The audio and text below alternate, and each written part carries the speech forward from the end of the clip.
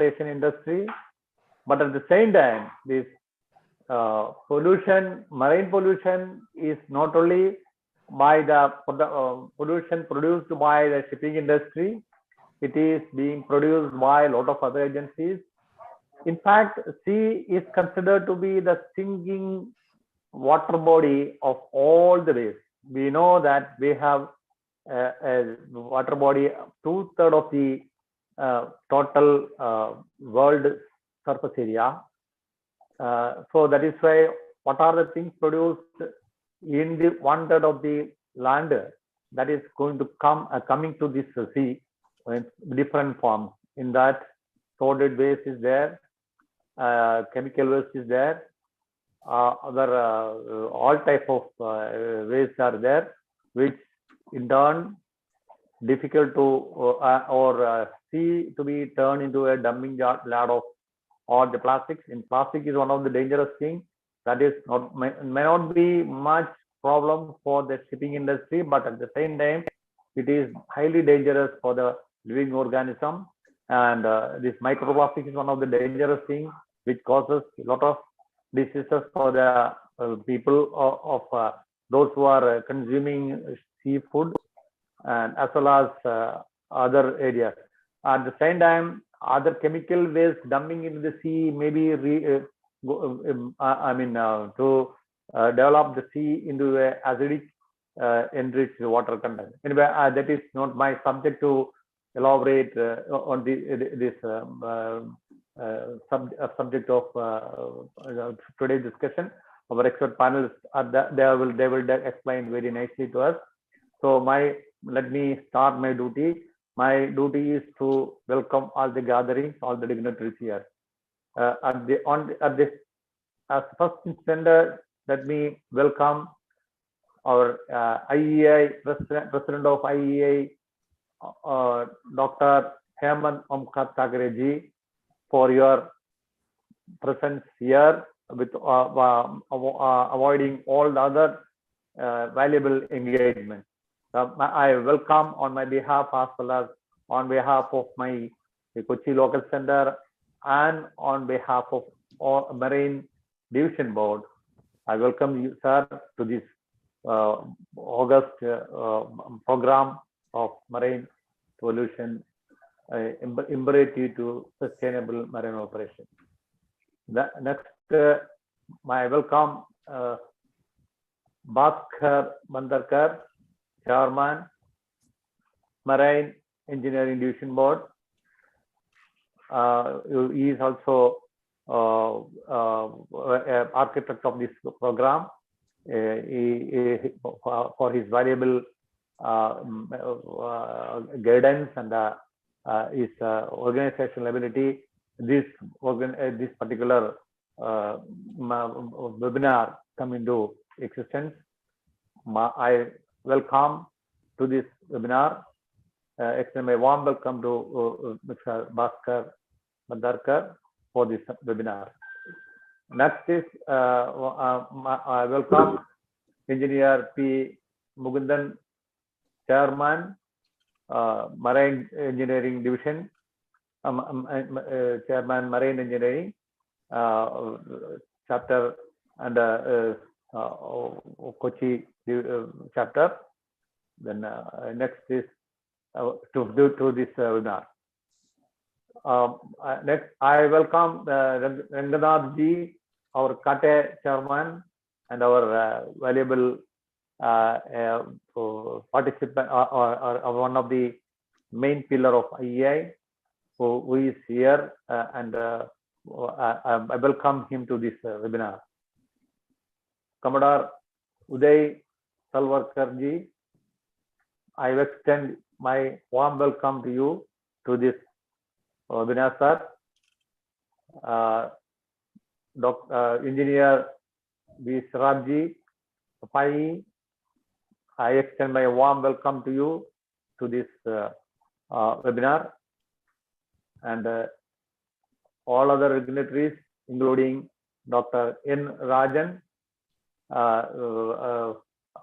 to this webinar. And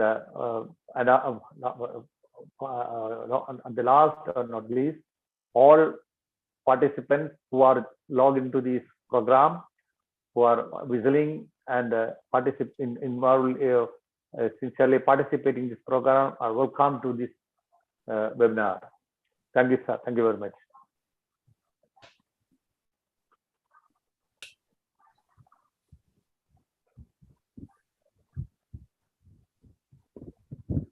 Thank you, sir, Yeah. for your kind words.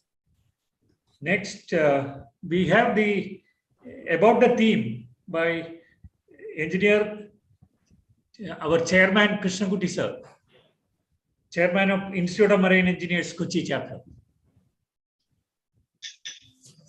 Krishnakuti sir. Thank you, Mr. Mogandan. Good evening, all of you. I consider it as an honor to be given the chance to introduce the theme to this meeting, to this webinar. But before doing that, let me give you some other information. That is, Institute of Marine Engineers this year had decided to form subcommittees for various activities. And one of the activity is collaboration with the other bodies, technical bodies or even non-technical bodies. And I happen to be the chairman of that subcommittee. So we were already thinking of how to collaborate with other institutions. And in that respect, I think this has come as a very welcome turn of events. We are getting a chance to cooperate with the Institute of Engineers and holding a webinar like this with the Marine Division of Institute of Engineers. So with the subject which is very valid today, in fact, a burning, you can say, burning issue, you can say. Of course, burning produces a lot of smoke, so maybe that's also very appropriate word to use, burning issue. Actually, this subject doesn't need any introduction because that is in the uppermost of everybody's mind. The pollution is very important and a very thought-provoking subject. A subject which needs a lot of thinking, lot of actions. Now, that is where the main problem is there. Lot of thinking, lot of discussions, yes. Anything that you take, all these things you'll take, but when it comes to action, that is where the difficulty is. And in this respect, I am glad to say that the marine industry, shipping industry has been very, very active in facing this problem. But unfortunately, in my opinion, they have been facing a lot of blame for creating pollution. But I think, and because of that, the shipping, Director General of Shipping and other authorities or even other government authorities are focusing on the shipping industry, trying to control them. Okay, I feel that that is a bit overdoing thing and sort of ignoring other parties which are causing pollution. Now the problem with the sea is that, not the problem, it's a feature of the sea is that wherever pollution is created, even ashore, eventually that lands up in the sea. Because first it goes to the water like rivers, and finally all rivers come and join the sea. So eventually a depository of all the pollution all over the world, ashore also, it comes its way, finds its way to the sea. So when you say sea pollution, I think that the pollution created by the shipping industry is very minimal, considering that the service done to the transportation industry by the shipping industry by carrying more than 95% of the cargo. I think compared to that, the pollution created by the ships are not very, very huge. But the regulations which are put into practiced by the world bodies, various, like marine pollution, IMO, all those things. They are doing a lot of work to reduce this by very strictly enforcing these rules, and all those who have sailed know very well what is the importance of these things. How, with what respect the seafarers look at these rules and try to follow these rules, because on the other side, if you fail, the punishment is very, very strict, very severe. So that is one thing I think I want to bring to the attention of all those who are listening to this webinar. Okay. Of course, the problem with the pollution from the sea is that this mostly oil or something like with oil, and which of course causes a problem to the marine life. That way, definitely yes. But there are other like plastic dumping. I very much doubt whether ships are dumping any plastic to the sea. There are very strict rules about this garbage dumping, and the kitchen waste, for example. Anything other than that, we always keep it and then take it to the shore so that it can be disposed of properly. That is the practice we are following. Anyway, I think the presenter of this subject today, Dr. Sarath will give throw more light into the subject, and maybe he will refute some of my arguments here. I would be glad if that is done, because we must all know the truth actually. Okay. With these few words, I introduce the subject and welcome all the gathering, of course, and also hand over the mic to the next speaker. Thank you. Thanks, Krishnamurthy sir, Chairman, Marine Institute of Marine Engineers, Kochi. Now, I've been given the honor to introduce each speaker slowly. The first one itself, the person whom I have been talking to for the last few days, a great personality, Commander Dr. B.M. Bandarkar, Chairman, Marine Division.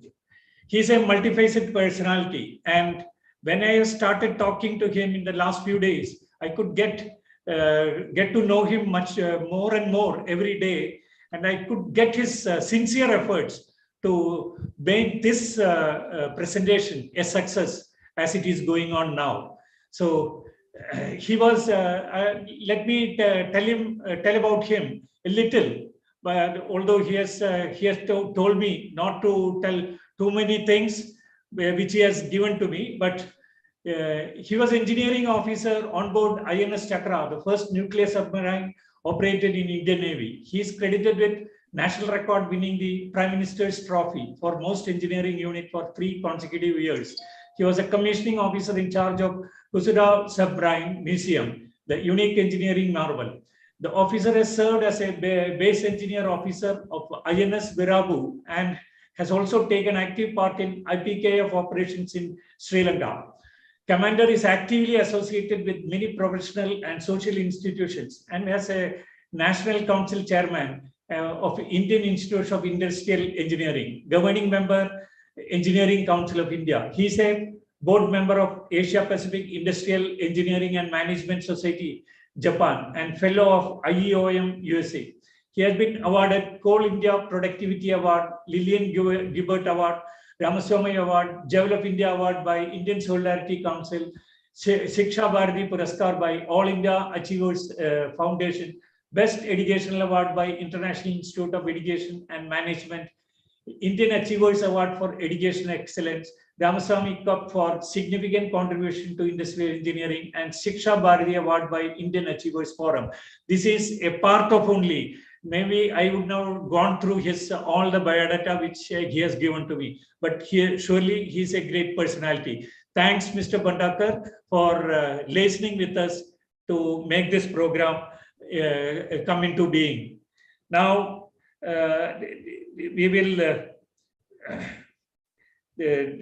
address by Chairman, this Commodore Bhaskar Bhandakar.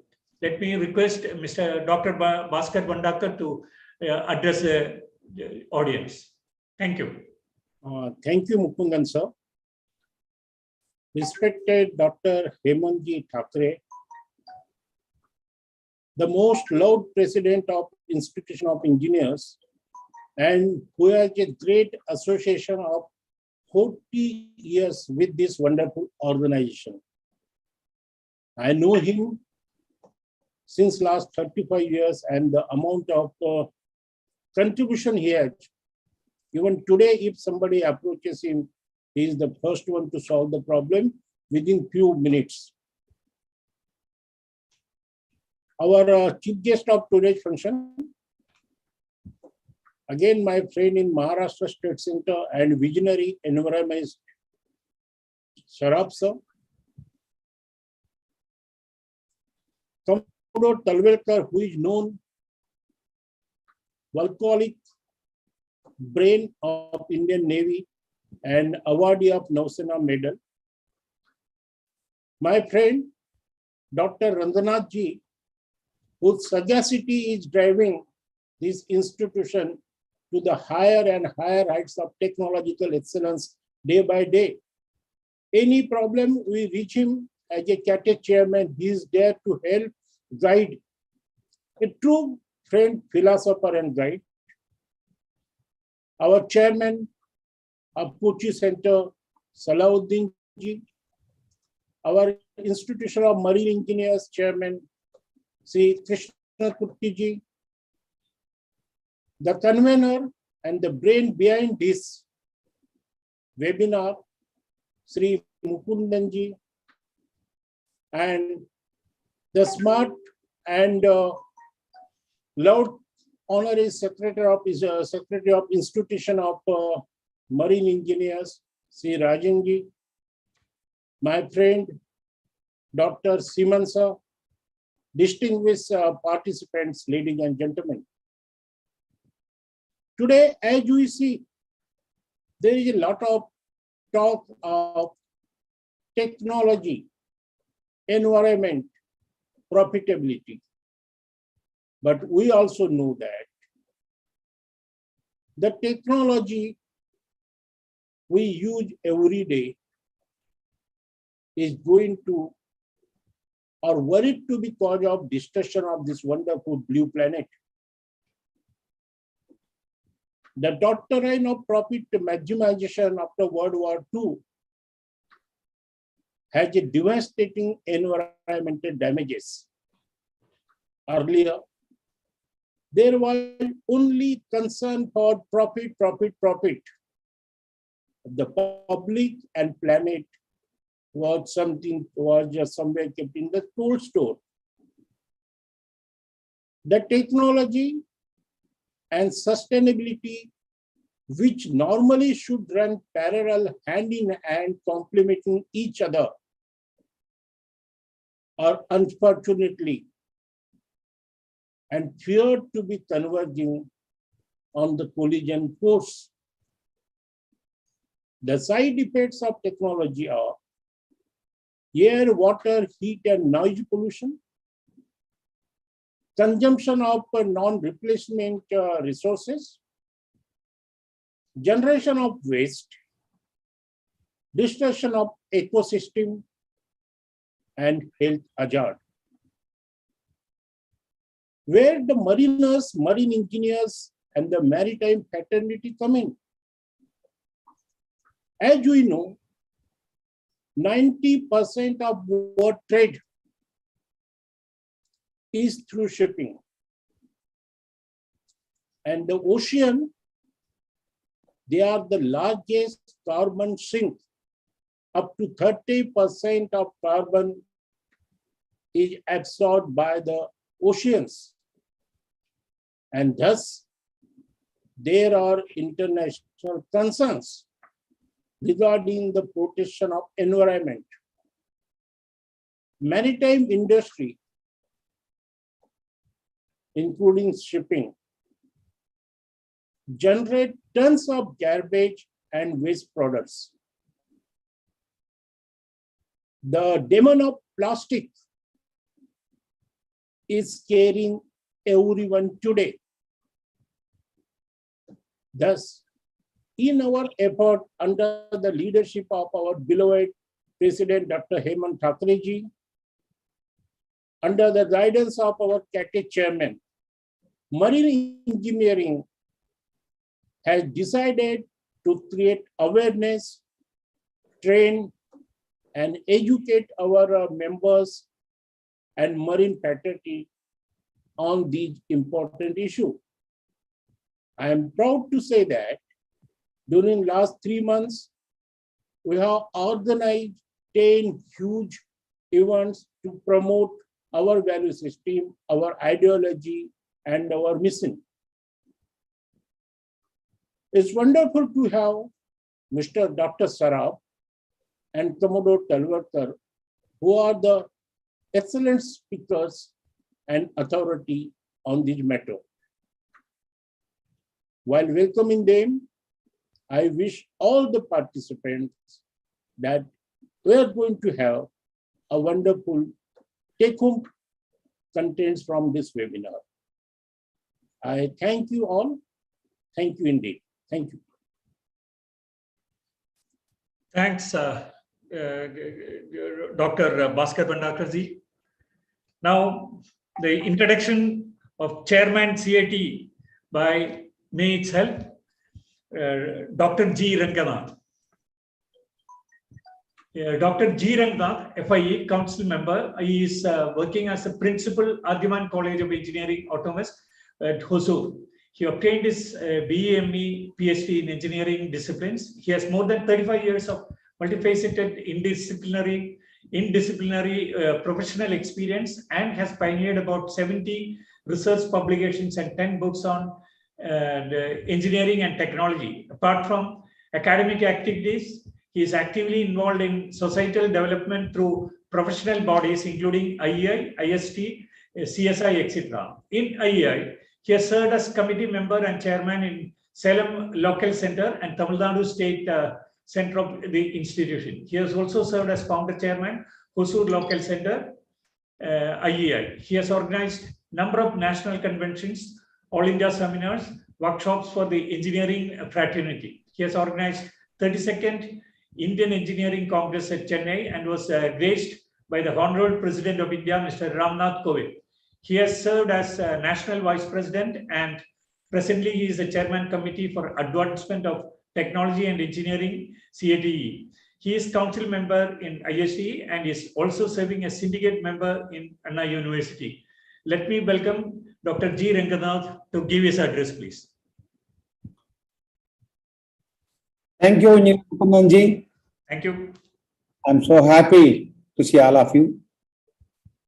The respected President of IEI, who is serving dynamically the engineering fraternity to the forum of IEI as a President of IEI, Dr. H.O. Thakereji, the dynamic elected council member from Marine Engineering Division and good friend of me in the council, the person who is having a lot of hungry in promoting technical activities in Marine Division, Commander Dr. Bhaskar Bhandarkarji, the chairman of Cochin Local Center, good friend of me, Engineer Salahuddin ji, Honorary Secretary from Cochin Local Center, Engineer N. Rajan ji, the Chief Minister of today's program, who is having a vast experience in the field of this, who is going to share his vast experience, Sri Rajendra Kumar Sharaf, the chairman of Marine Division Cochin Local Center, Engineer Krishnan Kuttanji, and another speaker, Uday Talwalkar, and all other participants for this wonderful program, committee members of Kerala Local Center, Good evening to all of you.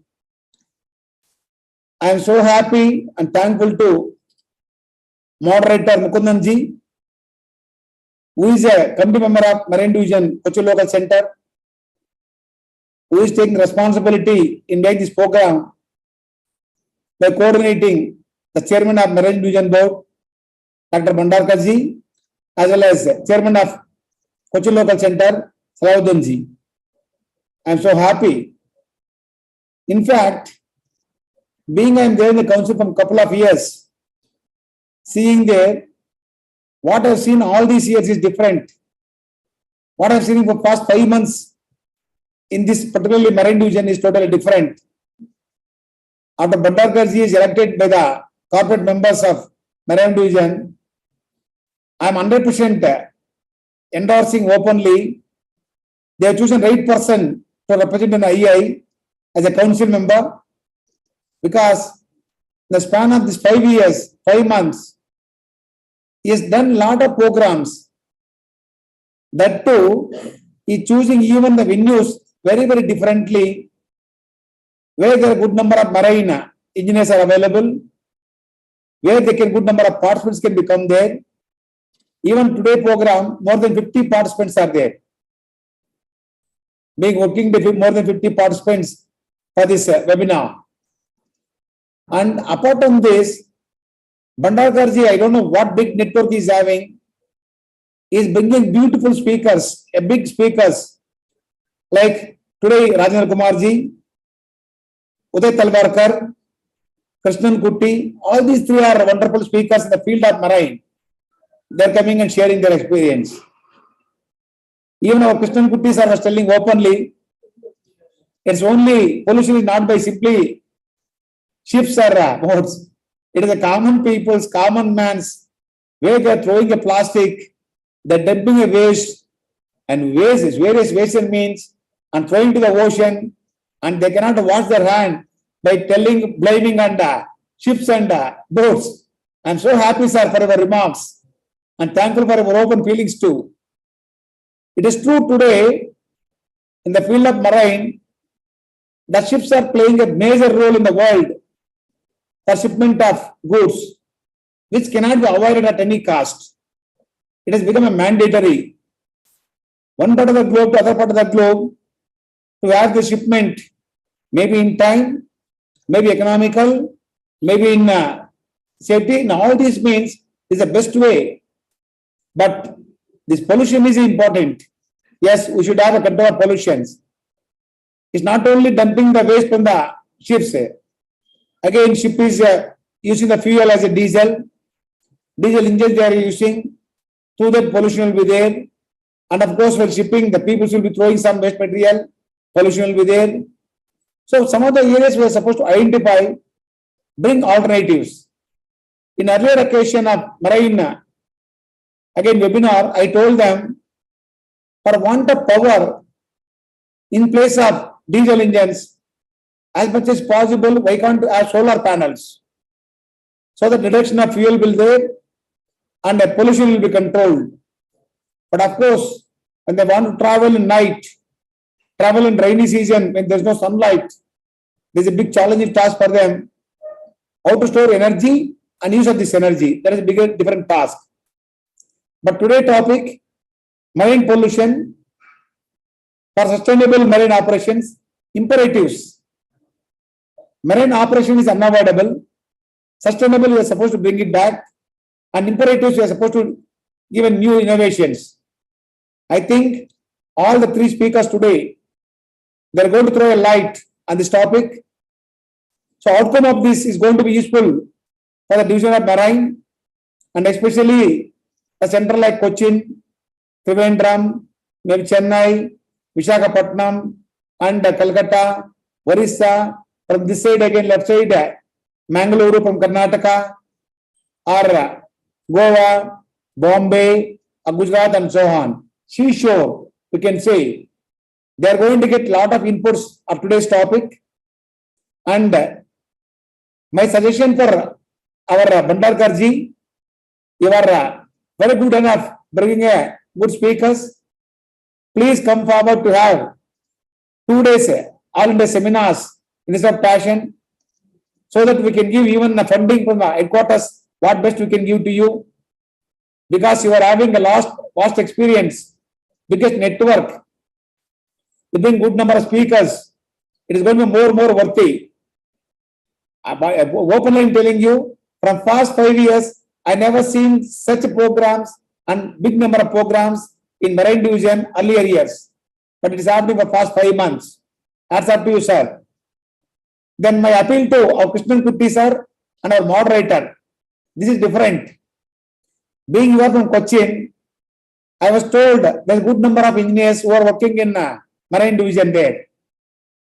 Please, not only today's participants, including them, use your good office, talk to them, make them to come forward to become members in our forum of IEI. It's Century World Forum and is very good forum for engineers community. And our annual membership is not there. Life membership is very through the price when compared to so many other forums. Krishnan Kutty sir and our moderator Mukundan sir, please use your good office. Bring good number of engineers to the forum of IEI. And coming election in 2024-25, it's going to conduct. We want to see minimum 2 council members for Marine Division. To that extent, I want members. And I believe under dynamic leadership of President Thackeray, because he is encouraging all divisions is encouraging, all policies solving then and there. Certainly, this year is going to be a wonderful year. With this, by thanking personally Salahuddin and our Bhandarkar, let me thank our President Thackeray, who made me the CATE chairman, so that I was there in front of all of you, all the way along with you. With this, let me wish this program is going to be big success and outcome is going to be big useful. Thank you all. Thank you, Dr. Ranganath ji. And as you are the chairman of Committee for Advancement of Technology and Engineering, kindly take up this marine matter along with you and try to do your best for that. Thank you. Done. Now, let me introduce for address Dr. Hemant Thackeray, President IEI. Just a small synopsis on him.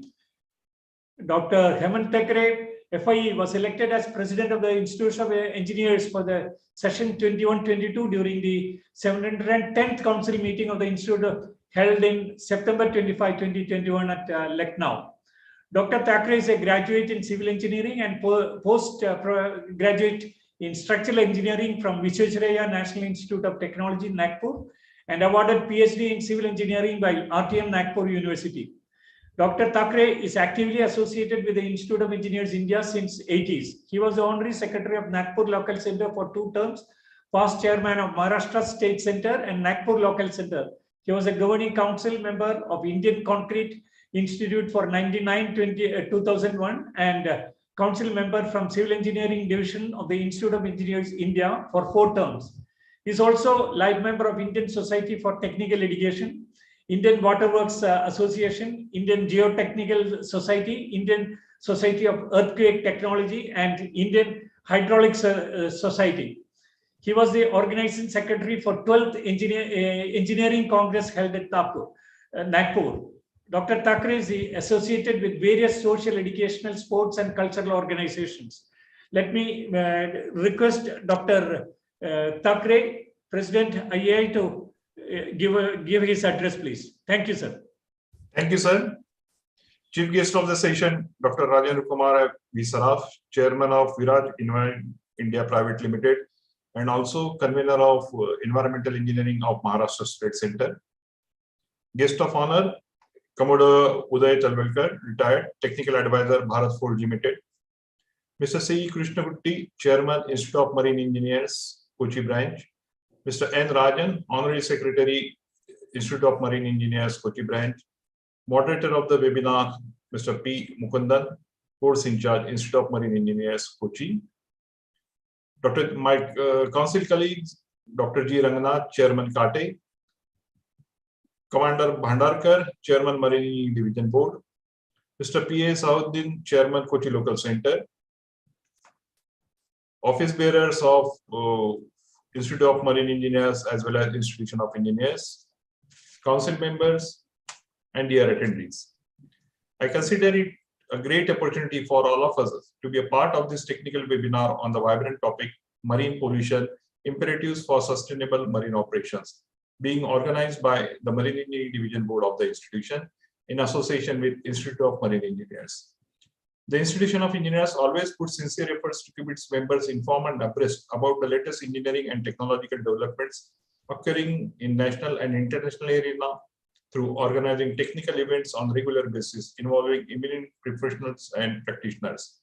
Over its last 100 years of existence, the institution has provided valuable suggestions and policy inputs to the policymakers contributing to the national growth. The oceans contain most biologically diverse ecosystems on Earth. In the context of critical marine ecosystem services that the oceans provide, which include food security, coastal defense, climate regulations, oceans are overexploited beyond recovery. At the outset, protecting and maintaining the sustainability of the ocean resources is the major concern for a human being. The integrity of the ocean ecosystem is under threat. The effect of climate change, such as ocean warming, acidification, and oxygen loss, pollution from various waste and materials, including oil, and the impact of overfishing are just a few of them. While global rise, such as the reduction in single-use plastics and greenhouse gas emissions are critical for the future of the ocean, there is also an urgent need for action at all levels and for new solutions to break the downward cycle. This webinar is being organized involving renowned experts to discuss and highlight the pertinent issues of marine pollution and sustainable marine operations. We are interested to hear about the future roadmap to overcome the challenge to sustain the marine ecosystem. The deliberation of these issues are expected to provide us more insights and leave us enriched. I hope that the discussions during the webinar will encompass all facets of the subject holistically, involving all stakeholders. Last but not least, I take this opportunity to request Chairman MRDB, as has been desired by Chairman Kate, to double or at least triple or at least double the membership during his stewardship, that is during his tenure. I wish the webinar all success. Thank you. Thank you, sir. Thank you, Dr. Hemant Thakare, sir. Now, I have the honor of introducing Commodore Uday Talwalkar ji. A brief biodata on him. Commodore U.C. Talwalkar has completed his bachelor's degree in mechanical engineering from College of Engineering, Pune in 1983. He has subsequently done M.Tech in computer science from IIT Powai in 1990. He has done his MSc degree in defense studies from University of Madras in 1997. In his 35 years of career in Indian Navy, he has held a number of important posts like Command Engineer Officer, Eastern Naval Command, Additional General Manager Production in Naval Dockyard, Visakhapatnam. He was Director Information Technology at Naval Headquarters. He has been closely associated with strategic submarine construction and has served as General Manager Planning and Production at Shipbuilding Center, Visakhapatnam for 5 years. His ship appointments include Chief Engineer of Missile Boat INS Chamak, Seaward Defense Boat SDB T-51, Missile Convert INS Vidya Durg, and Frontline Destroyer INS Delhi. Before retirement in November 2018, he held the post of Director of General Naval Trials and Acceptance Authority. He has been awarded Navseva Medal for Devotion to Duty by President of India in January 2011. Presently, he is with Bharat Forge as a technical advisor in the Marine Defense Group. Let me request Commodore U.C. Talwalkar ji to give the address to the audience. Good evening, everybody. Can you hear me and see me? Yes, you are Okay. heard and clear, Thank you. seen, sir. Thank you. My friend Bhaskar Bhandarkar, Shri Saraf ji, Dr. Thakare ji, Dr. Ranganathan ji, Shri Salauddin ji, Shri Krishnan Kutti ji, Shri Mukundan ji, Shri Rajan ji, and all other dignitaries and my friends. It is an honor for me to be amongst the august gathering for delivering a lecture on marine pollution. In Maharashtra, we are celebrating an environmental week, and the timing for this lecture is very apt because pollution and environment are closely interlinked. I have served in the Indian Navy for more than 35 years and have been looking after the main propulsion engines, AC plants, HPR compressors, steering system, and so on. When Bhaskar approached me for this lecture, I felt that I am not a right person to speak on this topic. But later, I felt that as an end user, I have suffered at the hands of marine pollution, and hence it would be a right opportunity to highlight my experiences to this august body. I have witnessed the metamorphic changes in Mumbai and Vizag harbors. Some 20 years ago, we used to regularly see large flotsam in the harbor. Thermocol sheets, plastic containers, ropes used to float in harbor, choking our seawater lines and condensers. We used to be eager to go to sea so that we can merrily dump our bilges and return to harbor in a clean state. With sustained efforts, awareness improved, and there were heavy penalties for the defaulters. Now, the harbor waters are devoid of floating debris. OWS are functional and bilge hygiene has substantially improved. I would like to state that my lecture would be a brief one. I'm afraid some of the points which I'm going to bring out are going to be unorthodox and out of box.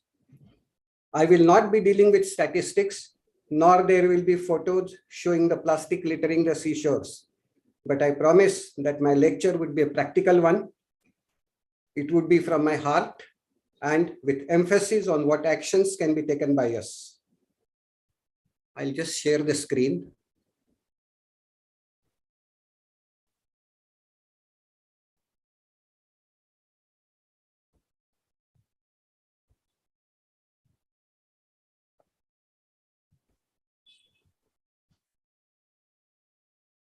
Can you see the presentation in full screen mode? Yes. Yeah, okay. When I was going through some reference material on marine pollution, I realized that while the marine pollution per se has its own distinct identity, but the mitigation measures are the same for any other type of pollution. This made me focus my attention more on the mitigation measures. Today's topic is marine pollution, imperatives for sustainable marine operations. In this context, I would like to highlight some important points. To start with, normally, when we talk of marine pollution, invariably our attention gets diverted to sea or ocean pollution. In my view, we need to consider pollution of water bodies in general when we talk of marine pollution, rather than limiting it only to the ocean pollution. It may be worthwhile to recollect that polluted rivers are main source of coastal sea pollution. Those who are familiar with Delhi would vouch for me. Just remember the white froth Yamuna river has at Kalindi Kunj Ghat. In Bangalore, we have a magical lake at Tumkur which catches fire. Why go so far away? Let us look at the Mulamutha river of Pune. Gone are the days when we used to have boating in these rivers. Another aspect which needs to be highlighted is the connotation of the word imperative. In my view, we need to look at two different scenarios. The first scenario is the containment or restricting or reducing pollution. And the second scenario is to make amends in our processes and procedures, considering that some degree of pollution would always be present. Also, the term marine operations should encompass all activities like shipping, deep sea fishing, deep sea mining, marine tourism, and so on. Before we get into the discussion on above issues, it would be worthwhile to have a quick recap of what marine pollution is and what are the main factors which cause this pollution. This would help us to focus on mitigation strategies. Although, in my opinion, the phrase marine pollution should encompass pollution of water bodies. For the sake of convenience, we would refer to ocean pollution in this lecture. The mitigation measures which we would discuss would be applicable to the wider spectrum of the term marine pollution.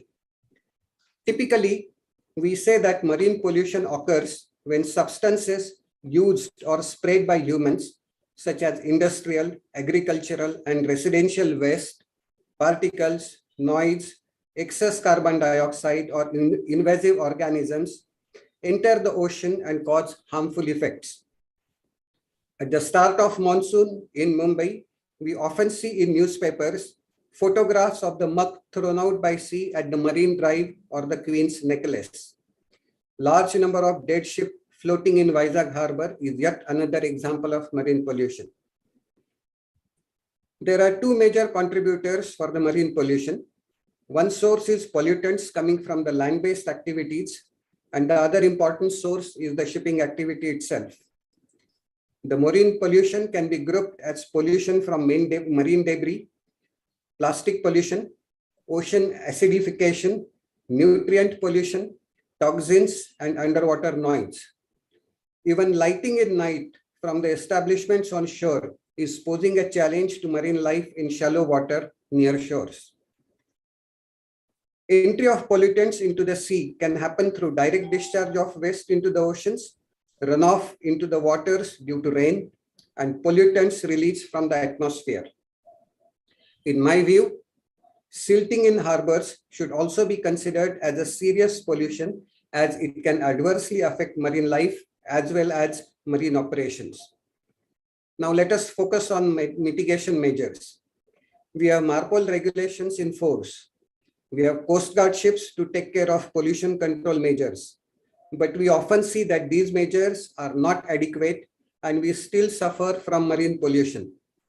This implies that we need to look for some other techniques to mitigate effects of marine pollution. In my view, prevention is better than cure, and hence we need to look for addressing the pollution at source itself.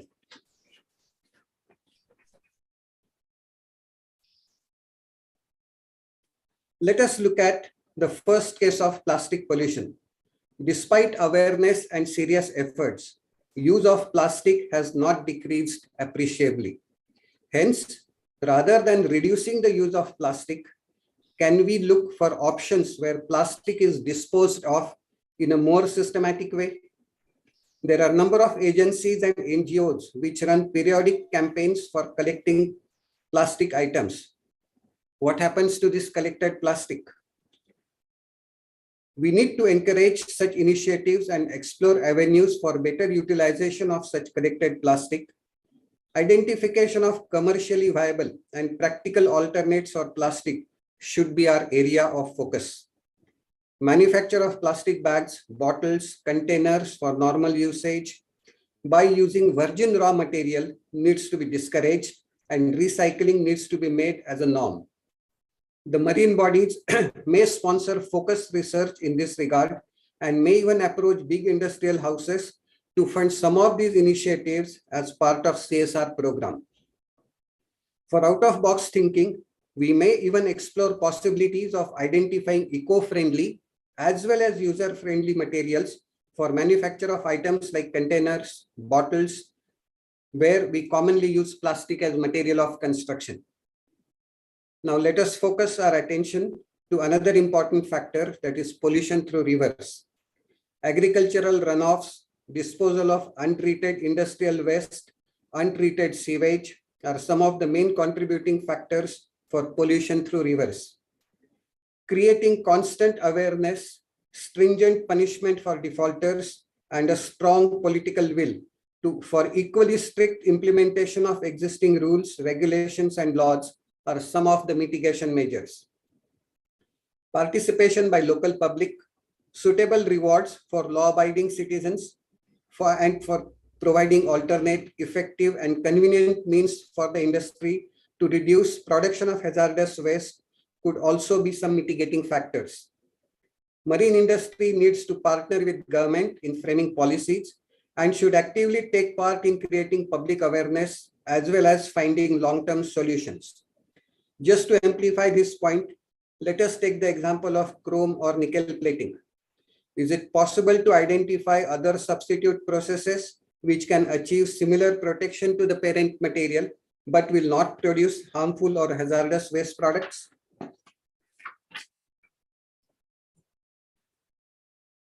Like blood pressure or blood sugar, silting is a silent killer. Silting, if not noticed and regulated, can play havoc with marine life and even with the coastal marine traffic. The reasons for silting are many, but loss of loose earth due to heavy rains, deforestation, unchecked excavations, and dumping of rubble in the rivers contribute to silting. I hope it is clear that mitigation measures for marine pollution are not restricted to coastal areas but have much deeper area of influence. Constant public awareness and public partnership for long-term measures are some of the mitigation measures that we can think of. Now, I'll focus my attention on some unconventional mitigation measures. Training. A thorough and comprehensive training is a very good preventive measure for marine pollution. Let me explain this. I would like to draw your attention to a fatal accident which took place in June 2017 off Tokyo, involving collision between USS Fitzgerald and MV ACX Crystal, a Philippine-based, Philippine-flagged container ship. It was a fatal accident.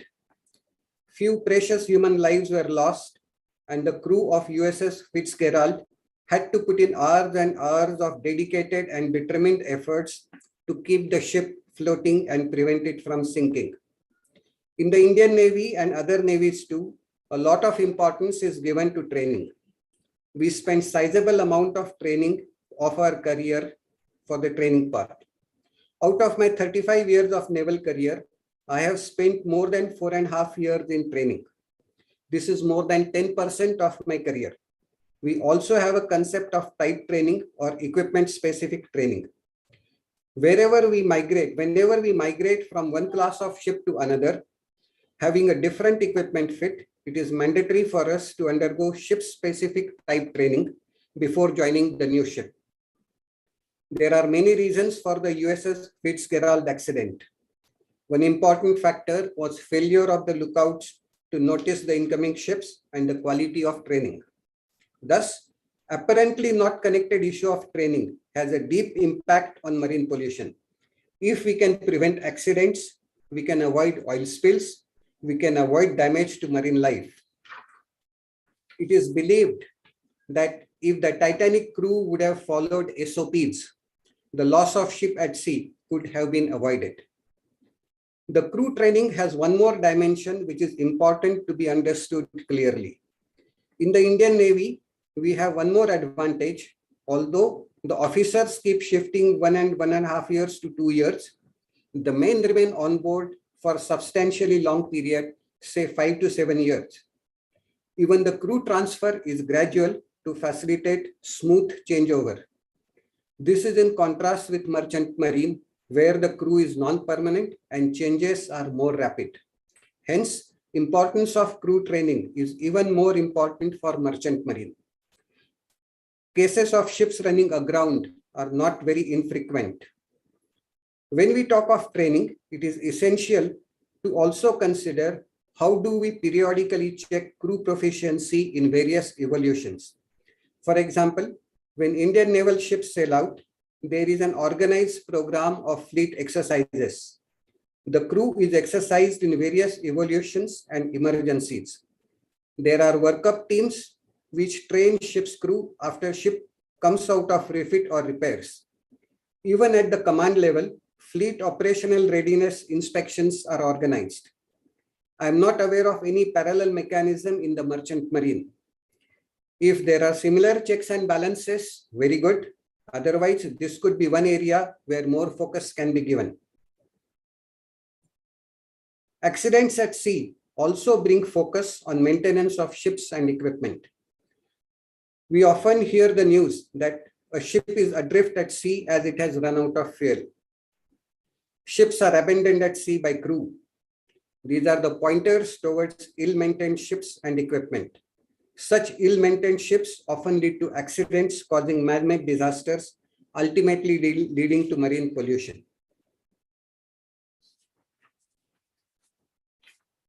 Now I will focus my attention to discuss the aspect of making adjustments to our processes and procedures related to marine operations, considering that the marine pollution would always be present to some extent everywhere we operate ships.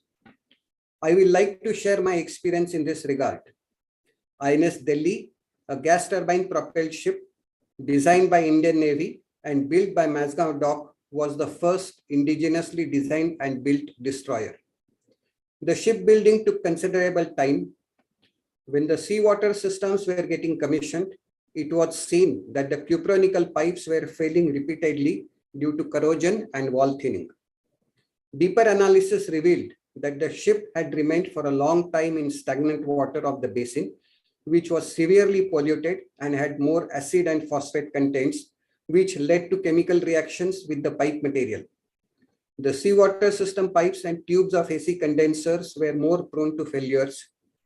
Exhaustive procedures for flushing through of systems with fresh water in case of prolonged layoff period were devised to prevent recurrence of such failures on follow-on ships, as it was not possible to control pollution of the basin water in Mazgaon docks. Choking of pipes due to silt getting sucked in is yet another example which calls for modified approach for operations. In some cases, system design needs to be altered or modified to permit purging or reverse flushing through to remove such deposits. When ships operate in harbors such as Goa, where there are fine particles of mined iron ore in the atmosphere, we often find air intakes getting choked more frequently. For gas turbine propelled ships, we experience slip occurring more frequently, warranting more frequent steam washing of gas turbines. While majority of merchant ships do not have gas turbines as main propulsion engines, those equipment which are sensitive to air quality would get affected if exploited in such polluted environment. Design for maintainability is the mantra for such situations.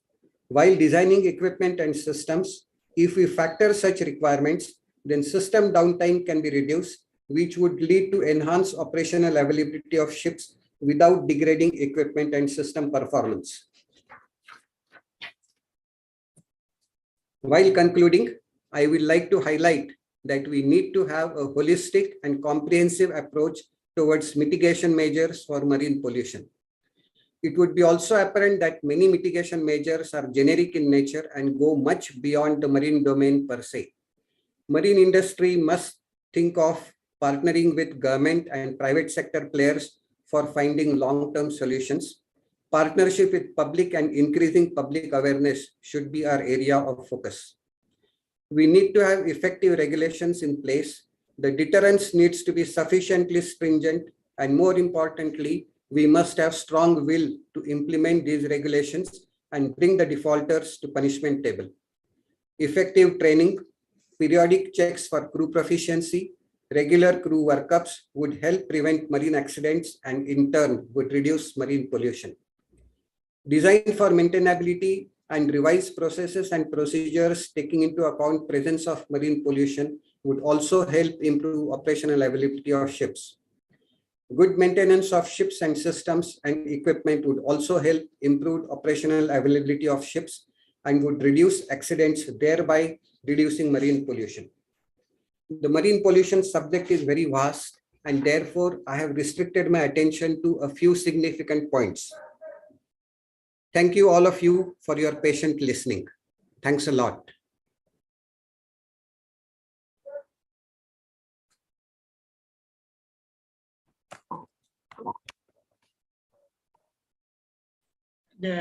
Thanks, Commodore Uday Talwakar-ji, and a good, although short and sweet explanation on this sustainable pollution topic. Now, let us come into the main speaker of the day, Mr. Rajendra Kumar Saraf, FIE. let me introduce him, please. He's a unique amalgamation of science and engineering. He did his MSc biochemistry from Nagpur University in environmental control engineering and resource utilization from University of the Star Cycle, Glasgow, UK.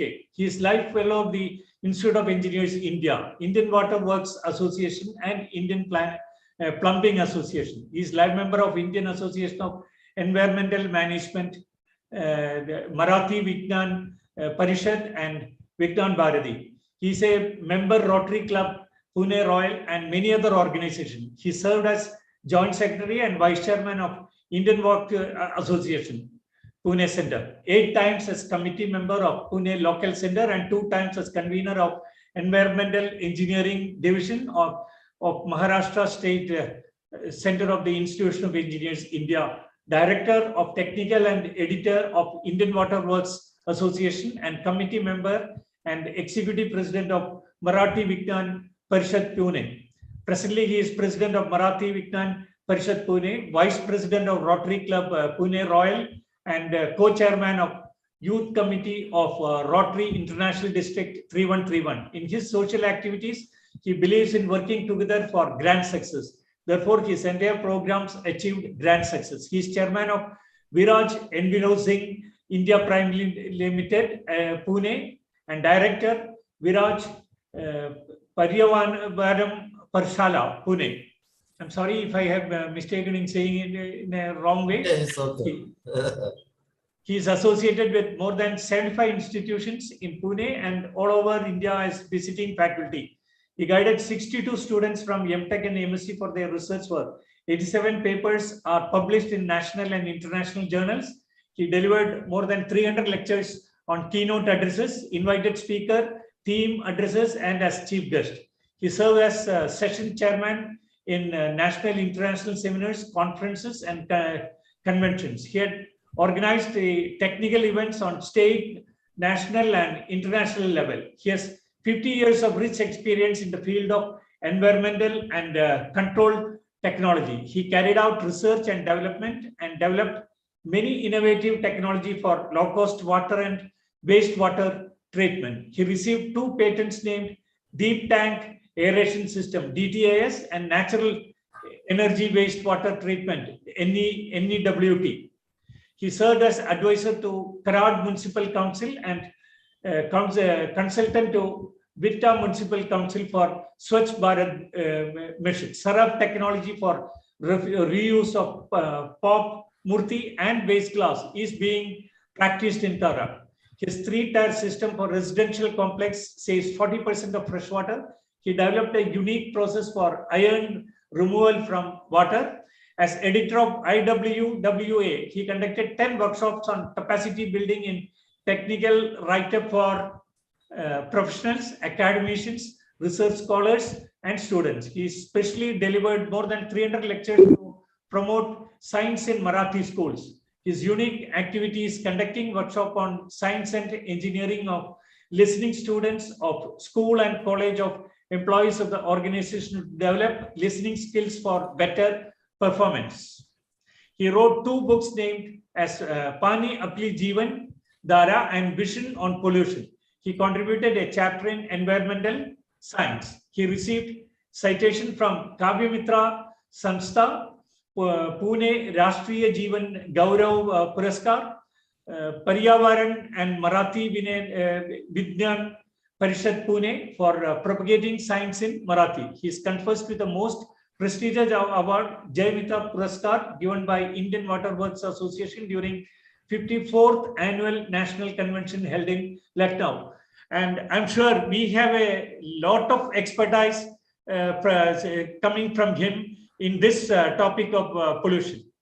Let me request Mr. Rajendra Kumar Saraf to take over this speech and continue with our main topic of pollution, marine pollution. Thank you, sir. Thank you for a nice introduction. Can you see my slide? Yes, we can. Okay. And, can you see the full slide? something is missing. Now, See the full slide. It's on full slide, but it's Blank. blank. it's blank. So It's blank. blank. Okay, I will start again. Yeah, please.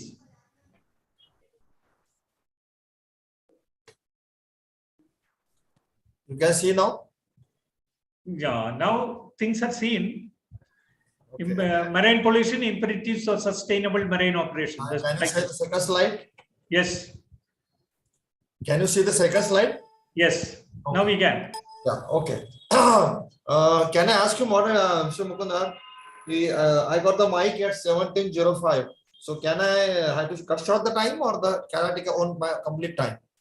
I think with everybody's permission, you may continue, sir. Okay. That's what I feel. Because we need the subject in full.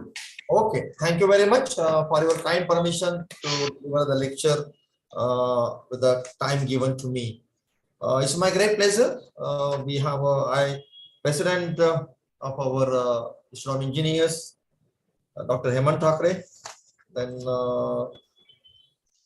Engineer A. Salahuddin, then Engineer C. Krishnamurthy, Dr. G. Ranganath, my very good friend, my Sroot, Dr. Bhaskar Bhandarkar, Commodore Uday Talwalkar, and Engineer Rajan, Secretary of Kochi Center.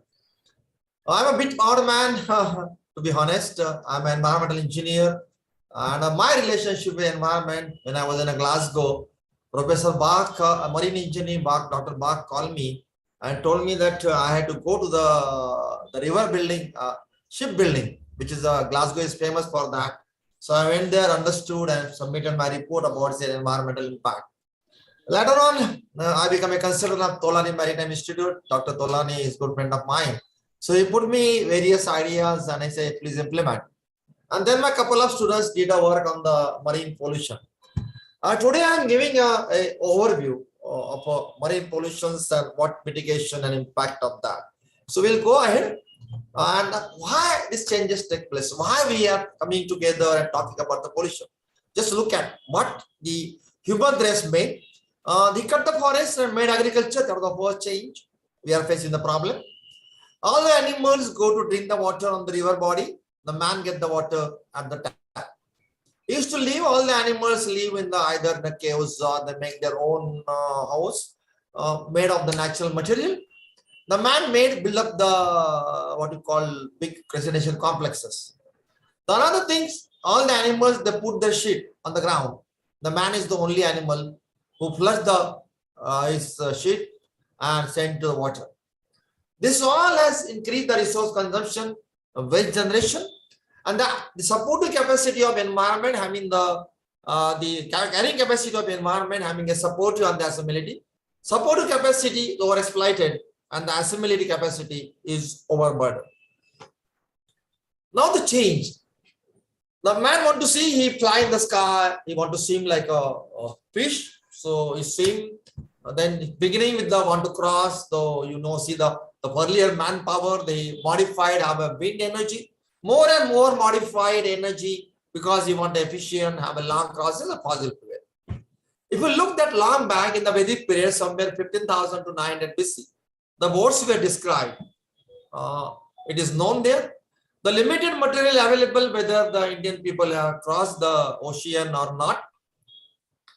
The present water transportation is having an adverse impact on environment from shipbuilding to shipbreaking. Please listen to me. The man who was going with a boat made of the wood was not having a much impact. More the complications started, then it became a more and more problematic. And it has a lot of environmental impact from shipbuilding to the shipbreaking. Now, what exactly we have? Our all prime ministers are trying their best, right from Narasimha Rao, Manmohan Singh, and everyone. And what we want development activities. We want the economical growth. And the economical growth comes with the change in quality of life. My other day, my granddaughter send me show me on their mobile and say, Baba, we'll go in the cruise, which is going from Bombay to Goa. And she is attracted by the advertisement showing the thing. She wants a better life. All development, it comes out of the development activities, and we want a sustainable development. When we have a development activities, we need resources. And this is drawn from the supporting capacity and the waste which goes to the gases, liquid and solid to the assimilatory capacity. Today, can you tell me a single river where I can drink the water? Just name me the one river. That this I can drink the water directly. That's the status we have overburdened the assimilatory capacity of the nature. So it has caused increased resource consumption, water, energy, etc., and increase in our waste footprint. Now, what exactly happened? The increased resource consumption,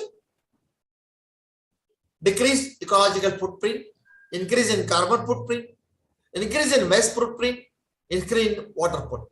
And therefore, for all the sectors, United Nations decided to have a sustainable development goals. So we'll see what the sustainable development goals portray, that is life under the water later on.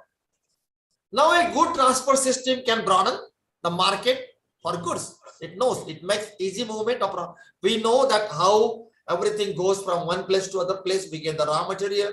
I'm a consultant to the the metal processing industry, and they get their raw material from Brazil through the ships. So it is possible because the available, and it is essential for the production and to have all the resources wherever they are required. What is the status? So we have almost around 5% Indian water inland 5%, and we have almost 3%. That's the sea, rest of the by rail and by the road. But now we are thinking about the question is that the earlier speaker has said, let us see the river pollution can be seen, a wastewater from an industry can be seen and can be controlled. The wastewater dumped by the sea, ship, which is in the sea, cannot be seen. So it is an ethical standard of a marine and the marine occupiers to ensure all the standards given to them. So that's the question mark we are thinking. It's about gold smuggling. So, in the paper headlines, what happened? Cash Will you please, somebody speaking? Please be mute yourself, sir. Speaker is going on. Sir, please mute everybody, please. So amazing thing. The amazing thing after study, last 2 years I am studying on the, one of my students is working on the transportation, in reducing the energy footprint of the transportation. So we found that as compared to road and rail, the both coastal and inland area are fuel efficient, environment friendly, and more economical than road and rail. It is statistically proven that shipping, which is exclusively responsible for the transportation of 90% goods in bulk globally, is the least environment harmful mode of transport. See what I am saying is in comparison. I am comparing the stone versus the brick. I am not comparing the stone versus the cotton. So please note that it's a more bad. Among the bad, one is the less bad, that's all. So when the productivity factor is taken in account and on comparison to land-based industries, shipping is relatively minor contributor of environmental pollutants and has smaller carbon footprint. This is the finding. Now we'll go to the next one. Now, here is that if you look at this, the gram of carbon dioxide to carry 1 ton of cargo per kilometer, the ship container 10,000 ton, 10 grams, rail diesel train around 10,000. The rail diesel train will have 21, truck 59, air freight 470. It means the lesser carbon footprint is of the ship container. Now, the Indian coastal knows, I want to tell you, we have such a big coastal line. Still, it is not fully exploited. Still not exploited. The inland waterways, we had a 5 years before we have a seminar, we arranged a seminar in cooperation with the Marine Engine Division and the Environmental Engine Division. And that is about the inland waterways. Still, these are not explored. So, why we have to discuss from today? Tomorrow, we will have inland increase in inland waterways and increase in coastal waterways. So, what we'll do on tomorrow? If we become cautious on today, then we can plan on tomorrow. And it must, the coastal line covers almost 8 states of India. You can imagine how we can exploit this. Now, this is a 4,500 kilometer navigation inland waterways. I want to speak about it. So, and this will become a very efficient and will have a less pollution, we have to explore about this, and this particular webinar will help us to plan the future. Now, this you know everything, so I don't want to speak about it. These all are the different type of the ships available. They take, and day by day they are specific. It was only a goods carrier, then it become a bulk carrier, then become a crude oil tanker, then become a ro-ro, then be liquid and a general. And as soon as you go ahead, tomorrow we have a specific transportation required for the sea. So that it means this list will go more and more as we become more specific. The another things which we are not talking much on. This is a boats, the fishing, and the passengers. We don't have any account for that. I searched the data. We don't have an account for it. I was in a Goa. I had a few years before the pandemic. I am in a boat. The person had drank the water and put the bottle on the ship. See, they put a bottle. Of course, I catch on the hand and deliver a lecture to him, punish him. I agree to get punishment. That's all the different story. But there is no control on this, and there is no data available on this. In fact, I called Pollution Control Board and asked him, do you have data? The pollution made by that. Then we have a bar ship and the submarines. Again, this is a secret. We don't have a data of that. Now, what are the impacts of that? We have a direct impact which is seen. The pollution is there. You can see the pollution impact of that. We have an indirect secondary, which is a third level. These are not directly seen result of the project, but it is often produced away from or as a result of complex impact reaction. And then we have a combination, then we induce. That it is an induced action, for example, change in land use pattern, road network, population density or growth rate increase in workforce and nearby communities contribute to the effect.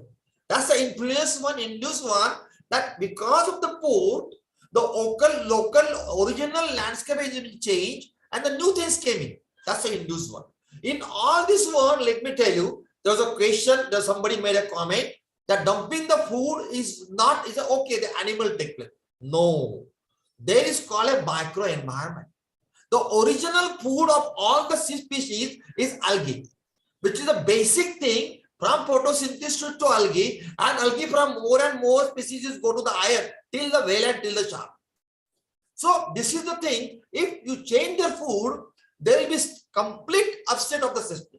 There's upset of food chain. So we have to be very careful when we make a change in the microenvironment. I will just share an experience to highlight it. In Japan, I forgot the name of the lake. The ladies found that the taste of the fish has been changed. So all ladies came together and say, what is the reason behind that? Of course, a few scientists came and few engineers came, and they discovered around 2 years before, a smart marketing man came and told them, please listen to me carefully, told them, your present detergent which you are using in the washing machine is not good. Please use it. It is 20% less cost. All the ladies has taken that detergent by through the system went to the lake, and that detergent, because of the food chain, got accumulated in the fish egg and the fish tastes what check. So it's not an easy task. When you make a statement, it can happen, it cannot happen, but we have to be very careful about the microenvironment. Now, the impact on the environment of the shipping. You know the ballast water, you know the waste water which is coming out, the oil spill, which is the most important. We have and these all things, you know, the wildlife, and the two things I want to highlight, which are not yet considered. That's the light pollution. That's the light pollution. You are in a place, the around 100 acres of the land, 100 miles of the air, where you are the only one which is emitting the lights. And that light change the entire habit of the species or the flora and fauna. So that has to be highlighted. How much light shall be there? Anybody has a data for that? Such lux, whether the light should go in the sky, whether it should be guided to the ground, we don't have a data. So we have to work. We have to start working on the light pollution too. And second, the sound pollution. The sound pollution, as they say, the sparrows are not there because of the foraging. That's a different story. But the sound makes an impact. Makes an impact. In fact, one of the students has studied about the breeding of the crows. And he found the crows which breed right in the heart of cities and the crows which breed out of the city has different thing. They are better comfortable there. So sound makes an impact. So we have to be very, very careful. Oil spill is now getting controlled. The oil pollution, the solid waste, they are all in the control. So this took another is a wildlife. The wildlife collision, because what happened? The light pollution, please listen to me, light pollution and the sound, they misguide the wildlife. When they misguide the wildlife, their understanding of the object before that is totally, their brain doesn't work. And they come and what you call, they get on the ship. And then that wildlife get damaged. So these three which is taken in the bottom will be serious on tomorrow. Other day somebody has shown me, I think one of the students has shown me, if you look at the sky, the thousands of the plane moves in the sky at a one moment. And nobody knows what is the impact of the thousands of planes moving in the sky at a one particular time. So this has to be taken in consideration what is going to happen on tomorrow. I am highlighting the things. I generally deliver a lecture. What tomorrow can happen. So this thing we have to take in consideration. Now we'll go to that one. So these are the various things. Everybody knows oil village, oil residue, tank washing, sewage, etc. And the solutions are given as per that. Are the solution adequate? If only I settle the water and remove the oil, is it adequate? We have to think seriously, though the standards are laid down, are they adequate? Now, if I say sewage, the sewage which is coming up, or the food which is coming up, the food which is I eat at my home and food which I ate in the ship is different. That's the packed food. So that impact of the food and the impact of the sewage, the chemicals coming in the sewage are different. So we have to take in consideration, what shall I do?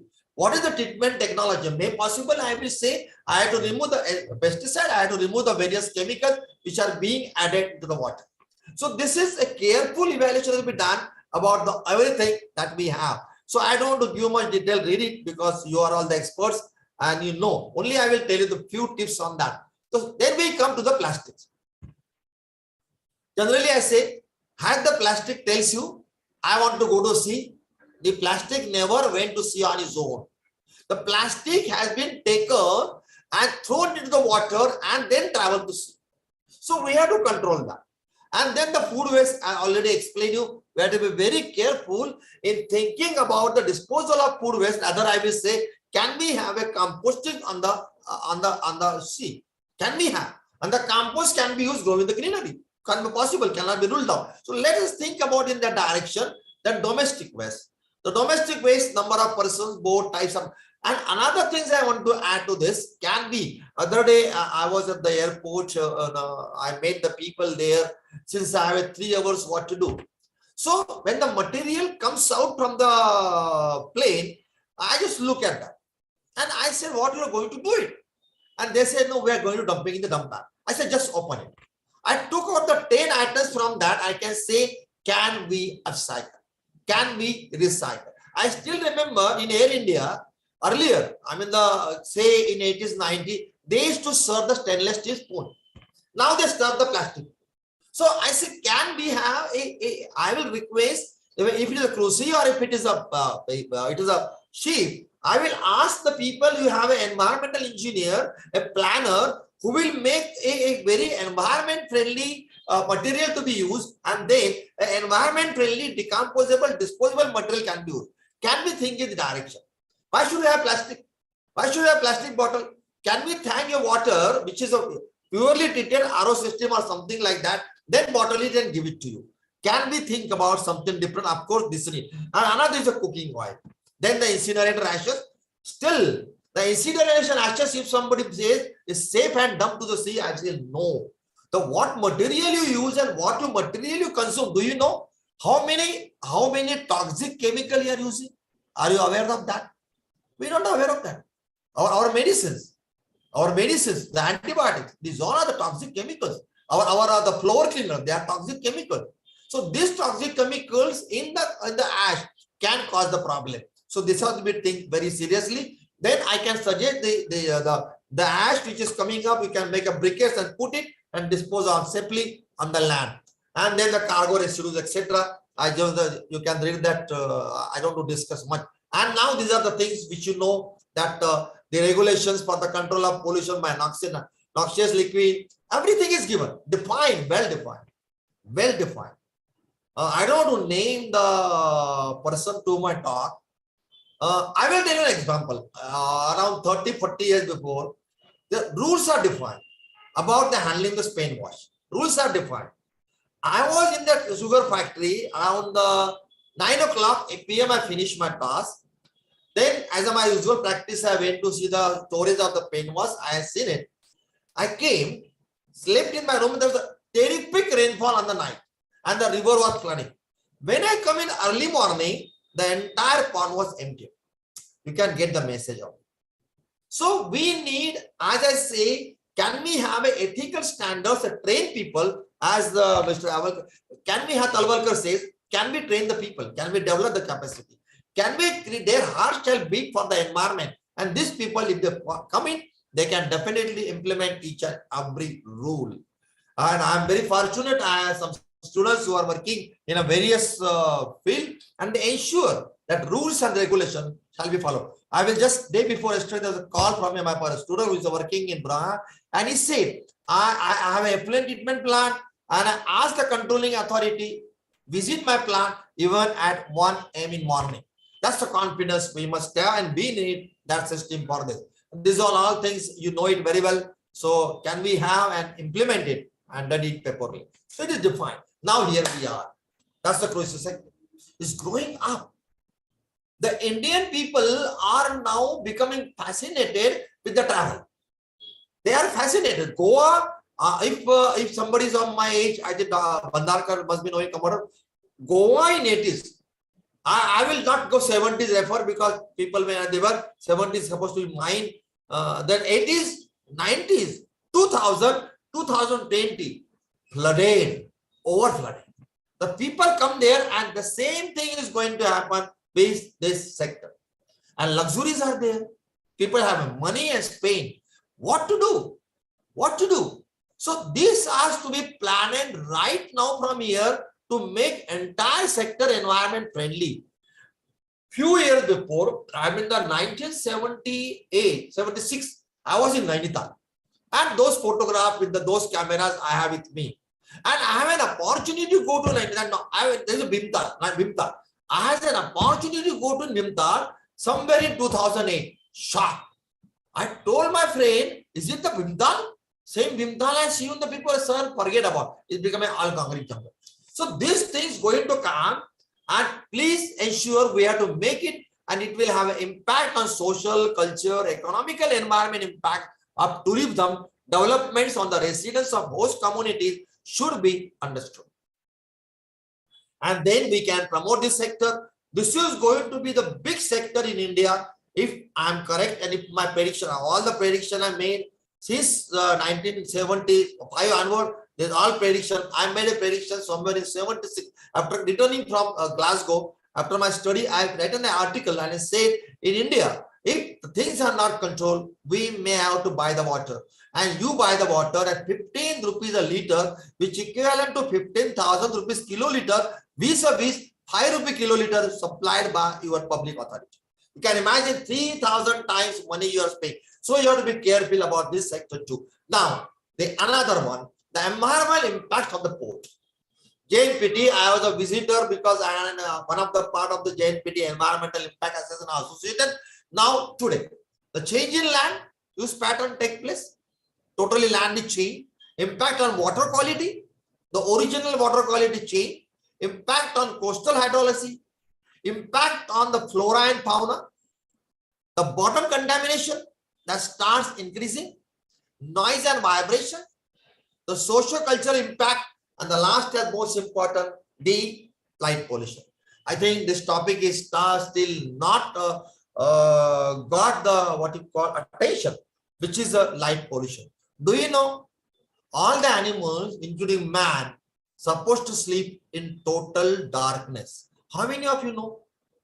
All the animals needs a total darkness for the sleep, and we have forgotten it. And if you, whenever I land from a plane on the Mumbai, I see all illuminated Mumbai. I can't see the dark Mumbai. So this is the things, and totally it has made a micro impact.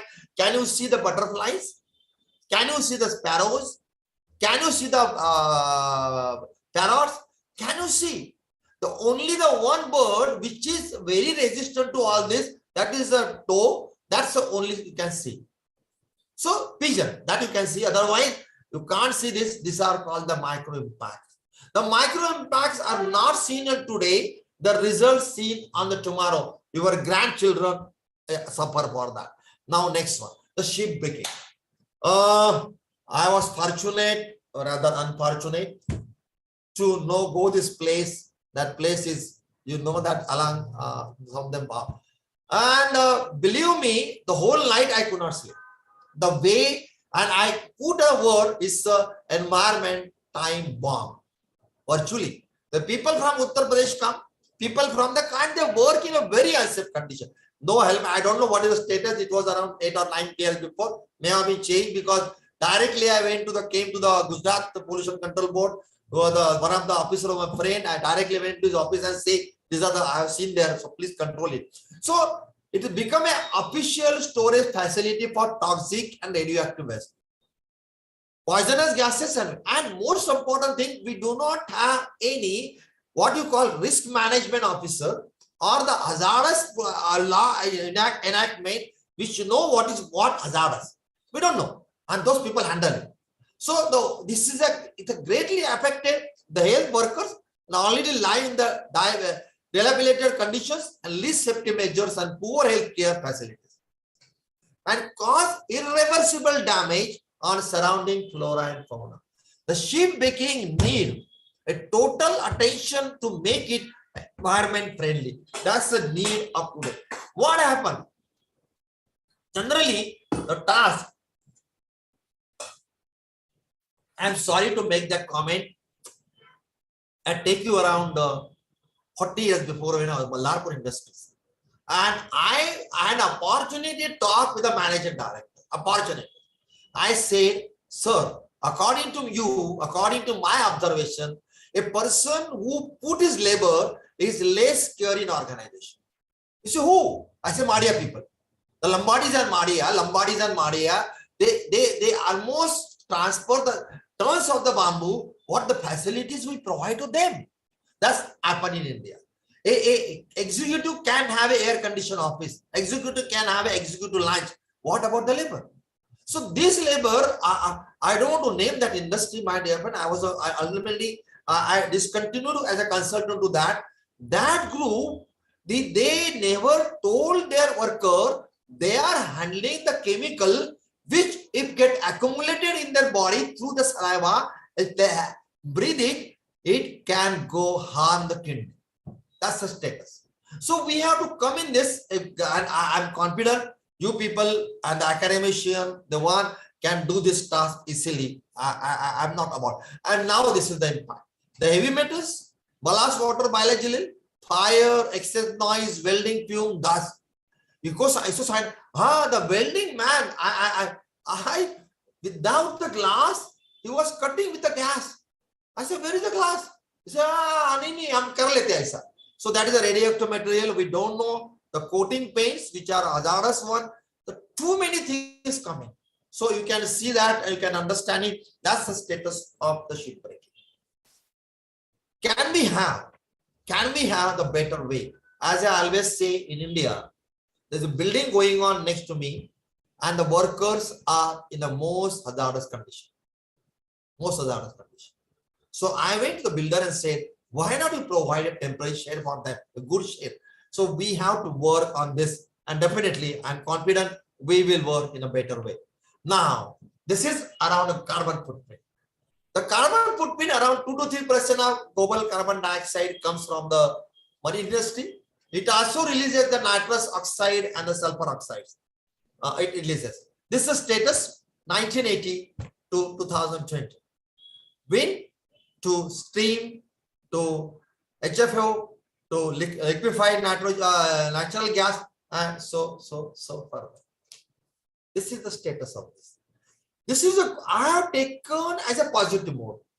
I have taken a positive mode as I say we are maybe slowly, 1980 to 1850, 50 years I took.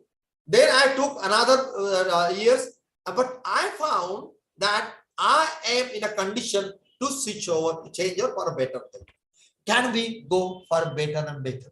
When we did a good thing, it means we have capacity to the better thing. So this is all things. So can we have an already International Maritime Organization enacted strict new rules for bunker fuel that what the maximum allowable sulfur content down from 3% to 0.5%.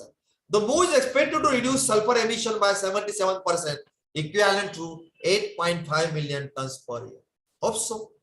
Definitely we'll do that. Nothing wrong in it. We are the car earlier, car today. Can you imagine? Just I'm a consultant to the one of the auto in the Skoda Volkswagen, and you can't imagine the exhaust gas is coming out of the gas. The exhaust, you cannot imagine. This is simply cooling a clear, crystal clear until unless you put a finger there. The hot gases you can say, otherwise you can't understand. That's the technology we have. Can we have a technology for a better fuel? Now my literature survey put with my ideas too. So can we have a liquefied natural gas? We already have. Can we promote it further? So it reduces the carbon dioxide intensity by 40% and greenhouse gases emission by 50%. Switching to liquefied nitrous gas fuels can provide a significant advantage by meeting regulatory requirements, offering enhanced competitiveness as well as improving overall air quality, reducing greenhouse gases. The question is that now, as I say, the micro or the induced effect to get in the liquefied nitrogen gas needs energy. So these all, when you put in a new system, you have to consider exactly what is the carbon footprint of that product used. We have to do the analysis. So that's not topic. If a time permit, I will explain you the selection of a new product and new fuel on the basis of an example. We are getting the electrical vehicle. The question is that other day I had an opportunity to talk with a big man who is promoting the, I asked him, you are not having the electricity. Okay, sir. The electricity which I am giving, suppose 1,000 kilowatt is generated at Maharashtra State MSEB, I get only 80% because 20% loss. Then equivalent carbon dioxide is produced. I am not producing the carbon dioxide at my place, but equivalent carbon dioxide are you considering? So you must have a solar power, a solar energy, so that you can charge your vehicle. This is all calculation done when you switch over to the new thing. Now next one, wind power. So I really I'm around 70 or plus 70, and the other day I deliver a lecture and I said my patents, I have 6 patents, only 2 I mentioned here, they are belong to the environment. I say that my task is only to look at the nature, look at my ancient culture and engineering and get a patent. That's all. So we have this what you call wind power ships earlier. We have a sail, big sail. Can we consider this and can we do a better engineering? Can we, most important, can we reduce the weight? Can we make it sturdy? Can we make it corrosion resistant? So all things we can come together, and can we bring down the carbon footprint of the sail or carbon footprint, the water footprint of the sail? These all things can be done. So it can reduce the carbon dioxide emissions from ships by up to 90%. And these are called ocean-borne. Emission was issued as a carrier, car carrier. The speed is slow, but I will prefer. If somebody tells me I have to pay 2 rupees extra for eco-friendly products, I pay. The new generation is coming up. The new generation is ready to pay their time, to give their time and pay their money for better environment. So we can think about this and promote this concept further. Now, this is a solar base. Can we think about it? We have you are under the sky. There's no trees, nothing. All the 24 by what you call 24 by 7, not 24 by 7, 365 days you are solar. So can we make it solar and the combination of solar and wind, combination of solar, wind and the bio CNG? Can we make this many combination together and make it the ship efficient? You can do it. And I had one of the projects I'm doing with my client. we have a hybrid concept, solar and wind, to reduce our energy consumption. So can we think about it seriously to have an both solar power array, and either it's already there. So my question is therefore, but now we have to come with the new concept, with the new ideas to modify, to make it economical. Anybody remember those days when the solar came in India, very costly? Now the cost is going down, and becoming affordable. So how it become affordable? By a buyer, by a seller? No, it become an affordable by a 15 engineering discipline of Institute of Engineers. I'm proud of that. I'm a member of Institute of Engineers. We have so many disciplines, so many people, they work together and do that task. Can we work on this, bring down the cost? The challenge to the we all engineer. Now next one, the hydrogen. The hydrogen can be electricity which is coming by solar or the wind. It will dissociate the water into hydrogen and oxygen. Slight acid is required. Store the hydrogen and use that as the ample of water is available. The no question of water. There is a no question of a water. You have ample of water. Only when you use the saline water, the possibility of production of chlorine and hydrogen cannot be ruled out. So you have another product for chlorine. So you have to think about that, whether I have to use the ocean water, sea water, or I have to use the different water. Because sea water has sodium chloride. And if sodium chloride dissociated, it is chlorine plus sodium. The sodium acts with the water, make a sodium hydroxide. The chlorine comes out, and simultaneously the hydrogen, when the reaction takes place, one of the product is hydrogen 2. So sodium hydroxide plus chlorine plus hydrogen, they come together. So we have to think about this, how we can manage it. So however, a green hydrogen currently require 2 to 4 times the physical space of a bunker. Fuel many ships aren't able to carry such cargo. So we have to think it, how I can compact. How can I do it? And we did it. Have you ever thought of for 30 years, 40 years before to have a... So everything has been changed and we can work on this. Now the next one, the battery operator. Of course, still I will say it's an engineer to be engineer. And can we have a hybrid charging by solar power on land and board? It means I can have a battery charging on land on the board too with the solar power. And can we think about, will battery power ships take over the industry? Maybe tomorrow. I'm confident by 2030, India will have 30% electrically driven cars. And I will have the poles. This is I have a discussion with appointed discussion with the Gadkari sir. So can we have a poles which have with the solar panels which give you a solar electricity to your vehicle? We can think about this. The only problem is that the lithium batteries, which has a life cycle assessment, is the most dangerous, most costly, and it's going to get continuous. Somebody in the world, somebody in India has to think about a different than lithium. The lithium is a one which is held by China, and China control the thing, as you know very well. So we have to think about the substitute. In fact, I had an opportunity to talk with the young scientists of Indian, and I given them few challenge of tomorrow's scenario, and this is another challenge I given to them. Can we replace the lithium battery? Now the energy. So energy saving, there are a number of possibilities. In fact, this summer, I did an exercise. I watched my electricity go in the morning, see the meter reading. At 6 p.m. I see the meter reading, and around early morning the meter reading. I am operating my AC in my house. I started with 20, 21, 22, 23, 24, 25, 26 degrees centigrade. Indians do not need a temperature less than 25 degrees centigrade for their body. We are in a tropical country. My dear friend, we are supposed to perspire. हमें पसीना आना चाहिए. भारत में पसीना आना चाहिए, which keep your good health. So, and the countries different will take it later on because your body are made by the tropical country. So, can we have a various? I have given it operational weather routing, the autopilot operate, speed reduction, auxiliary power, the aerodynamics, thrust efficiency, engine efficiency, aerodynamics. You are engineers. I don't want to explain that. Can we work on it? A simple temperature control can change, made a change. Simple variable drive can make a change. The replacement of light can make a change. The optimum operation, better maintenance can bring a change. So can we have a save energy each and every? In fact, when we do the energy audit and water audit, we have a big matrix.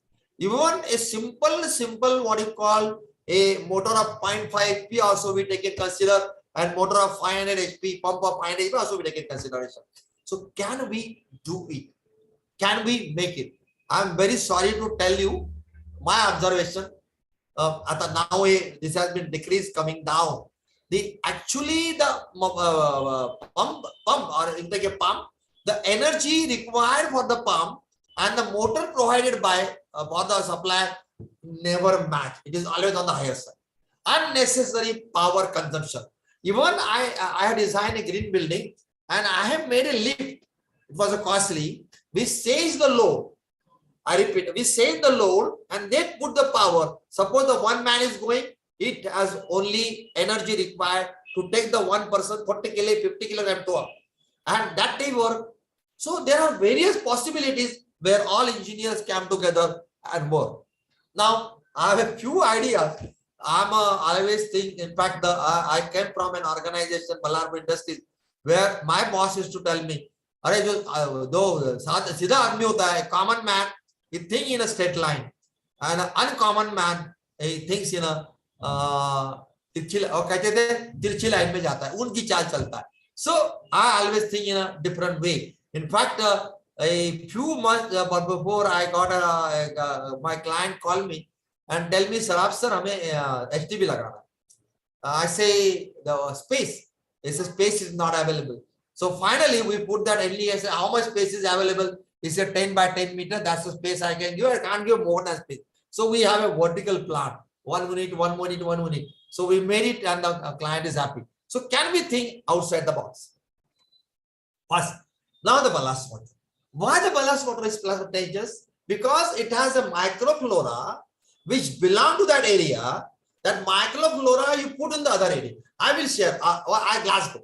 I think it was somewhere in the before Christmas, before the holiday. I don't remember the date. Dr. Bach. I mean, there's no call board. He put on the board. My name is Big Rajendra Kumar. So my name was short by Raj. Raj, please see me. And he say, Raj, what type of the coliforms and what type of the organism you get in your country? If you go to the river bodies, I said, sir, these are the organism I get. Raj, I feel at the Glasgow port, there are the different type of organism are present because something is going wrong there. So please go and study. Of course, he knows the Indian people work in the holidays. He put me. The Christmas was already 4 or 5 days ahead of. So I went there. I went to enjoy my Christmas and found out. Amazingly, the microflora which supposed to be from tropical country came and established in the port area, water area. So you can, as I told you, the microflora can make changes. I have given an example of literature. I can give a many example where the micro thing, the micro environment can make a food change and can make a havoc. And Minamata case, mercury, everybody knows. I don't want to give it again. Everybody, the child knows what is a Minamata. The mercury in the food chain got concentrated. Finally, the fish become a poisonous. So what is the way out? So I thought of. And I thought up and finally came in the literature. When I thought of, I convinced, can we have a ozonization? And why ozonization? Because ozonization, I repeat, ozonization don't kill the microflora. It destroy the microflora to its basic carbon dioxide or oxygen. So can we have that? If I use ultraviolet, some of the microorganisms can escape. Or some of the microorganisms, some of the microflora can get mutated. If I use the chlorination, some of the micro again can mutate and their dead bodies remain or their cysts can remain and they can again grow. So can we have a ozonization which completely kill or remove the one? Of course, it's a bit costlier. Can we think about this idea? So this is the one which is the out of box thinking about. And now, I had an opportunity to travel one of the ship or the passenger boat. An opportunity before pandemic. And I see इतना तो पानी हम जमीन पे खर्चा नहीं करते, land पे नहीं. I told the man, wherever I go in a hotel, I always take hold of the big man and try to give ceremony which is called pravachan deta hu main, and told him ये गलत चीज हो रही है. Why not? In fact, I designed a 5-star hotel and I reduce the water consumption. In fact, I changed the shower. They say shower cannot be changed. I made a shower in such a way the water consumption will be less. So can we have this? Can we have a better efficient taps? Can we have a urinals? Can a water efficient washing machine? Can we have a low flow taps? Can we put the aerators? Can you have efficient washing machine? And can we have all these things? Can we have? So it will, in a water efficient appliances which are available in India, can we use it to reduce your water consumption at the ship? Now, this is the technology which is developed by me. It's a patented process. The most benefit is having the space is the constraint. Why I'm giving this technology, showing this technology. This technology has a smaller air footprint and it doesn't require machinery. The energy consumption is almost 30 to 40% less. And this is since is installed in the residential complex. You can see the fountain there where the water cascade aerator, where the water falls. So can we have this system whereby I can treat my sewage, I can filter that sewage, and I can reuse that sewage. So that is another possibility. Can be, and if you all technologies, why I have put the technology, because I spoke about the energy reduction. If I told the MBR, moving band bioreactor or membrane bioreactor, they are highly energy intensive. So this require almost exclusively I got the patent because I have proved it consume 40% less energy. Now, this is the concept I want to put in residential complex on the cruise or on the ship. We have a drinking water separately, which is a precious. We have a utility water separately. And then we have a recycled water. So I get the rainwater, maybe I collect it, which is I'm talking earlier. Rainwater I can collect and put it. So I have utility water used in a bathroom, wash basin, dry balcony, there's no dry balcony, etc. Then I have a drinking water which I use for kitchen and drinking. I have a one line which is coming from bathroom wastewater. I can have an entire pipeline separately in the ship. And then I can have a salad which is a grey water. I treat that grey water and the grey water which is coming out, which is almost crystal clear, I can use for the WC flush. The WC flush water which is coming out, again I treat it and use it for irrigation. And I can use the water, grey water, for recycle, makeup water for cooling tower also. If the cooling towers are there, I can use it. The water I can use it for the very crystal clear water. And if they are very interested, I can go ahead. I can further have a quaternary treatment, secondary treatment, biological treatment, quaternary treatment. And that quaternary treatment water I can use for the washing the clothes. You can use it. It's a Singapore, we have a water which is coming from the sewage. So can we have the water, the water which can be used for the cleaning and washing? So this saves around 30 to 60% of fresh water consumption. Finally, the carrying capacity of the water which is in a ship required will be less. Ultimate load will be less. This is all I can explain to you later on. So can we have a 3-tier system? I have more than 200 installation. I filed for patent also. Then finally I thought of what to take a patent. Let us open for all. So this is all things about we can implement. And this is about the green one. Can we have a green ship? Can we think about it? So no ballast system is coming up. Liquefied nitrogen gas. Then liquefied nitrogen gas for auxiliary cells, sulfur scrubber system can be put in. Advanced rudder and propeller system, speed nozzles, hull paint. That hull paint can you reduce the friction? I just wonder that can we have the friction? Can we have the paint which will have a less friction of water, and so energy conservation, exhaust gas recirculation, waste heat recovery system, water in fuel, improved pump and cooling water system, sail and kite population system, fuel and solar cell population, sandwich place system. Too many things you can put in and make your ship more and more green. And lady, let me tell you, the person, the other day I called my one of the friend who since Tolani I collected, so another friend with me, I call him, he was on the engineering side. And I said, I'm going to talk with him. This is my topic. I don't know whether he joined or not. He said, remember, a marine engineer can fit in everybody. He knows everything. He knows the air conditioning. He just named and he have experience of that. So you all engineers are there and you can your expertise and do it very easily. I don't want to spend much time over it. Now the new dimensions, which are I want to put you. I always say I speak for tomorrow, not for today. So today I have finished up. Now tomorrow. But tomorrow one thing I have to do it, which is a life cycle assessment. Your life cycle assessment of ship, your circular economy in the ship, and upcycling or repurpose of ship. We'll take first the life cycle assessment. This is a life cycle assessment right from raw material, shipbuilding, ship operation, and ship breaking. This is all these things where how much energy is required, what is the carbon footprint, what is the water footprint, what are the emissions, what are the risks, what is the process energy required, what is the human layer required. All this has to be taken in consideration in life cycle assessment. And in the life cycle assessment, you can identify the problem, you can make it a better life, and you can do the savings lot. That's the one thing. Resource consumption will be less, and it can be effectively comparing optional production. If you do it, you have one option, two option, three option. You can select the best option which has a less footprint. And finally, the waste management ship scrapping should not be only have significant economic opportunities, but should also have positive impact on environment performance. I would take in consideration how much thing I can take it back. That's one.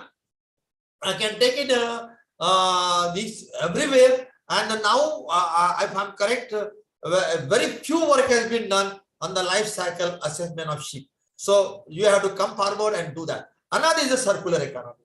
The circular economy concept is from the life cycle assessment from birth to cradle. A circular economy is coming back to the origin one. I mean, taken it and coming back. So we have an industrial, then the recycling, renewable energy. Then we have ship scrapping, ship conversion, ship sale lease, ship maintenance, shipping network. Then we have a suppliers, and finally we have a ship repurpose, recycle, etc. This all circular economy ensure that material which is coming in will go back. So this is the a port and maritime shipping industry are unique forms of circularity, both shipping like you already do it. I mean the ship comes and go in a shipping ship breaking, and from ship breaking the material is recycled. But can we do it technically better way? And now the upcycling.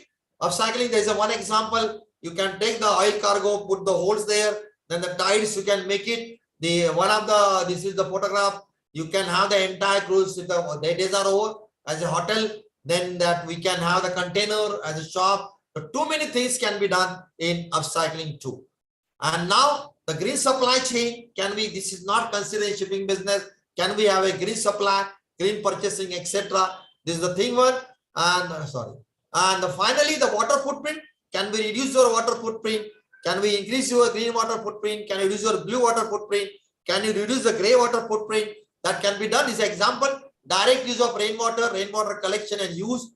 The efficient, already explained, efficient water management, treatment, so that your entire green water will increase, blue water footprint decrease, and the gray water footprint will decrease. That can be done.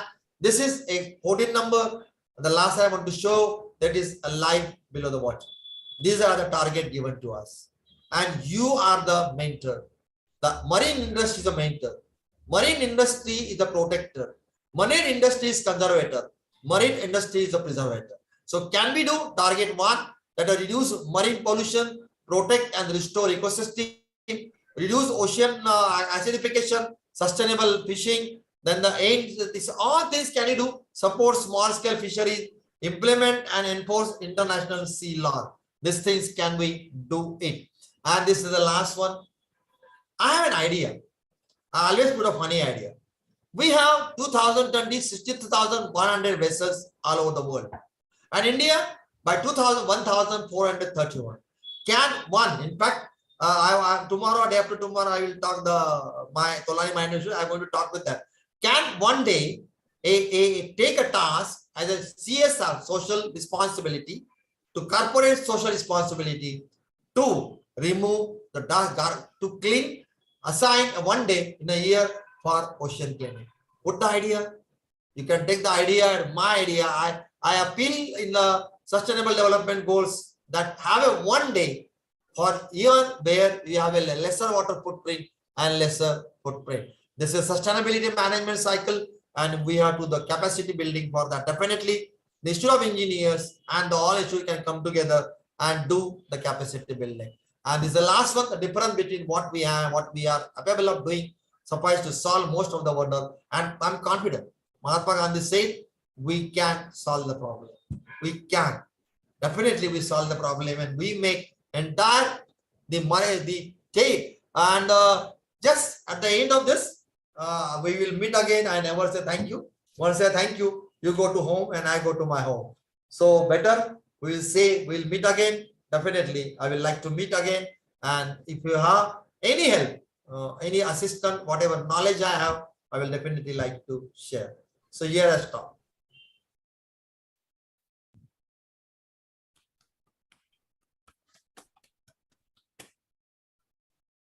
Yes, sir. Rajendra Kumar ji, is it? Yes, done? I can listen to you. Yes.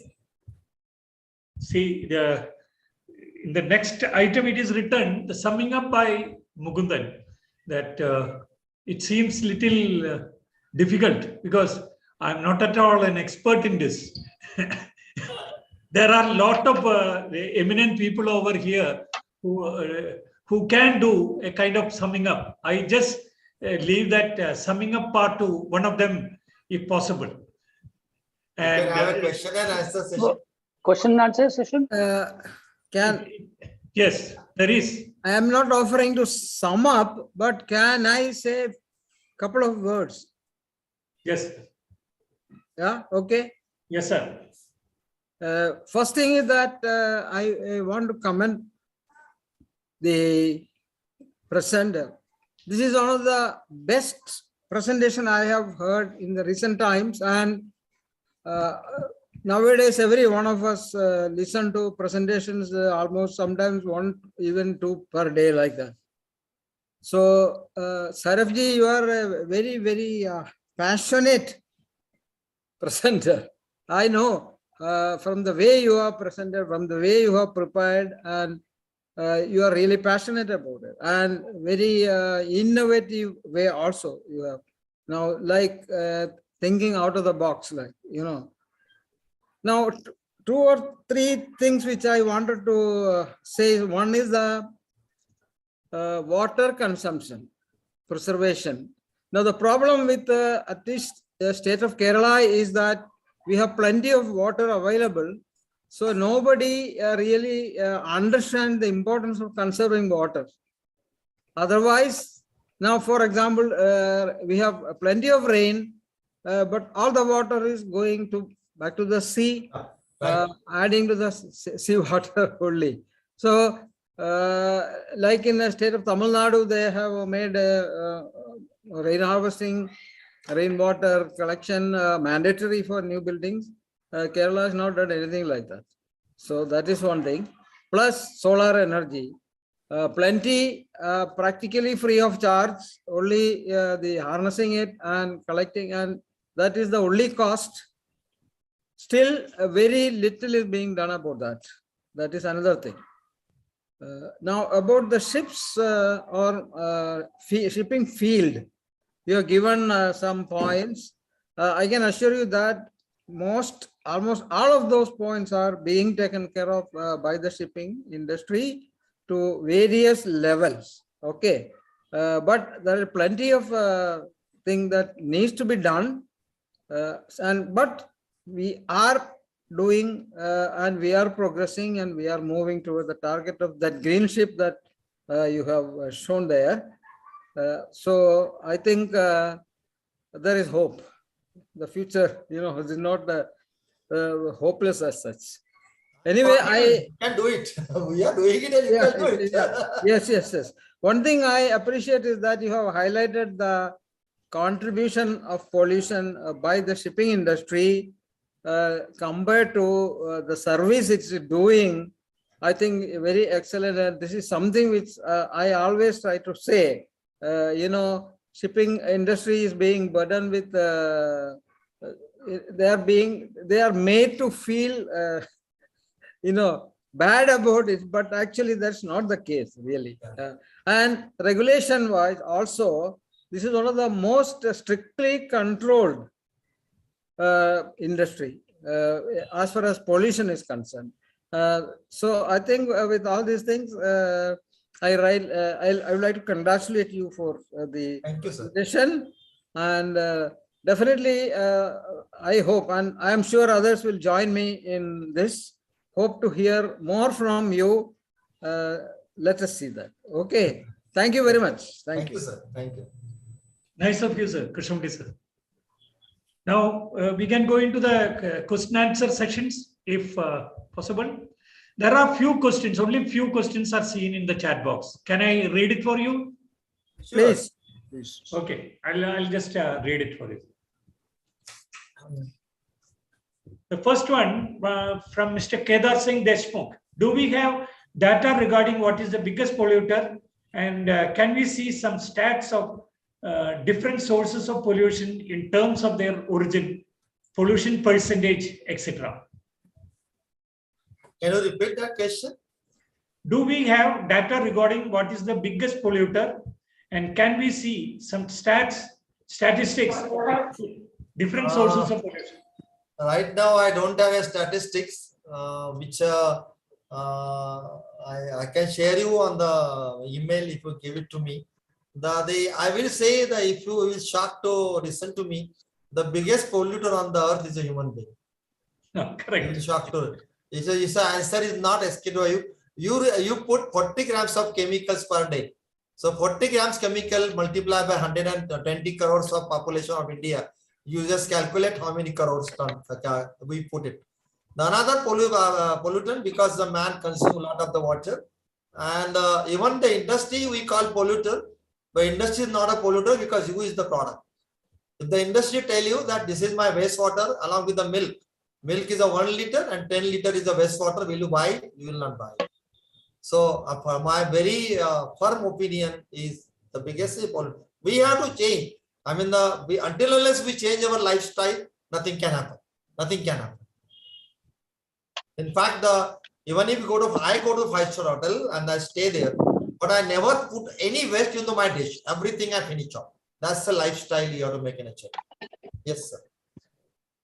I hope Mr. Kedar Singh Deshmukh would have heard the answer. Then another question from Prashant Suvarna. Hi, sir. May I know your thoughts on the impacts of marine constructions like port, etc.? I know this is a must for a country for its economic growth. Do you think this is also one of the factors contributing to the marine pollution? May I know your suggestions on reducing pollution from the marine construction? So true. Actually, usually the port, the environmental impact assessment is done, and as I say, the induced impacts are more. As such, when the construction go and these generally on the what you call on the seashore and surrounded by the mangroves. As the people comes there, the mangroves goes away. And there's a secondary impact which is induced and the highly polluted. Where the pollution control board job is only to give a consent and to give a permission to have your port there. But it never take. In fact, I put many times this matter to the Ministry of Environment, and they never have a follow what will happen impact of the induced impact on the one port. But the port, and let me tell you, in my entire lecture, I never say I'm against the development. We must have a port, but the environmental flow can be had. An example, in fact, one of the things which not for shipping industry, I suggest for the industry. Suppose you are generating 2 tons of the carbon dioxide on the sea. So can we have on the land, purchase a land where you have a plantation and sequestered 2 tons of the carbon dioxide? That's the concept now coming in all over the world. One of my client is implementing that He's putting the plantation to sequester the carbon dioxide. So can we have a port in this way, plan accordingly? Yes. And Can I give my views on this? Yeah, Can I yeah. give my views on this? Sure, Please, most please. welcome. Yeah, Yes, okay. please. You are the expert.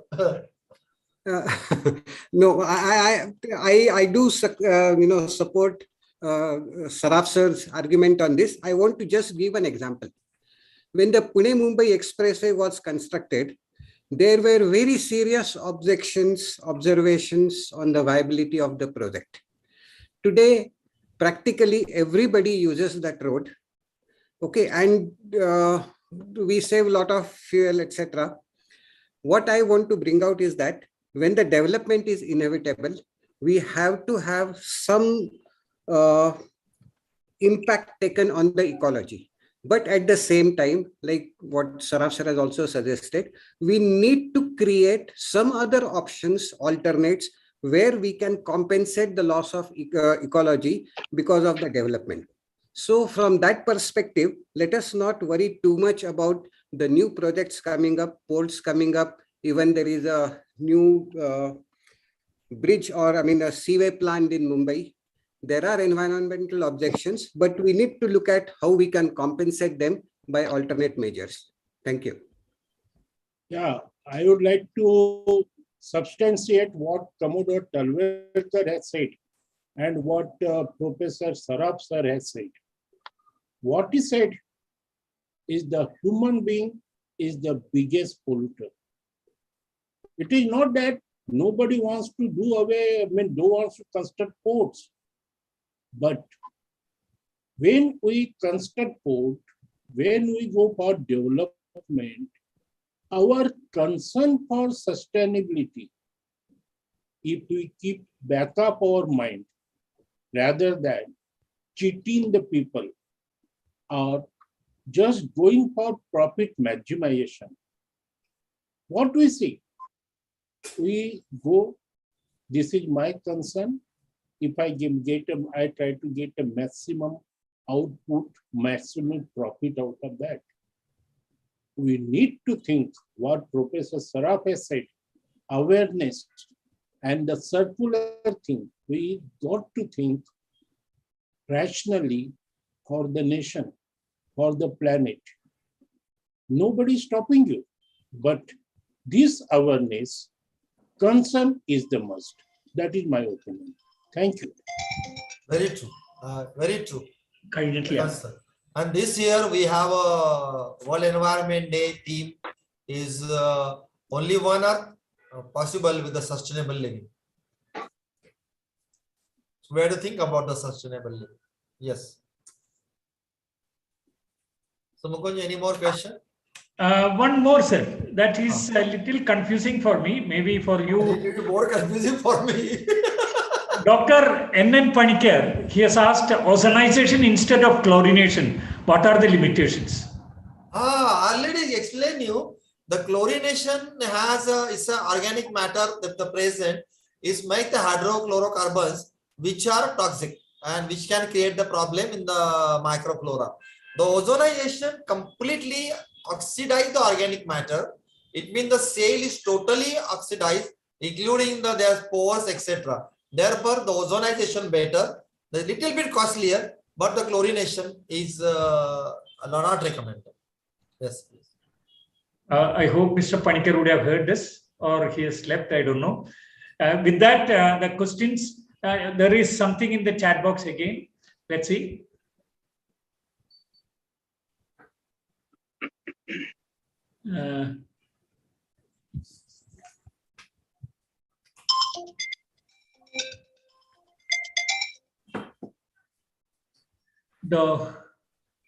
Dr. Simon has commented that caption of the webinar implies that pollution is a requirement for sustainable marine operation. Then that is only a comment, not a question. Okay. Then Mr. Kumar, the water pump to empty ships after offloading the containers for stability purpose, it affect the living marine, living organisms of the country or port it originates while pumping back to the ocean. the question. Yeah.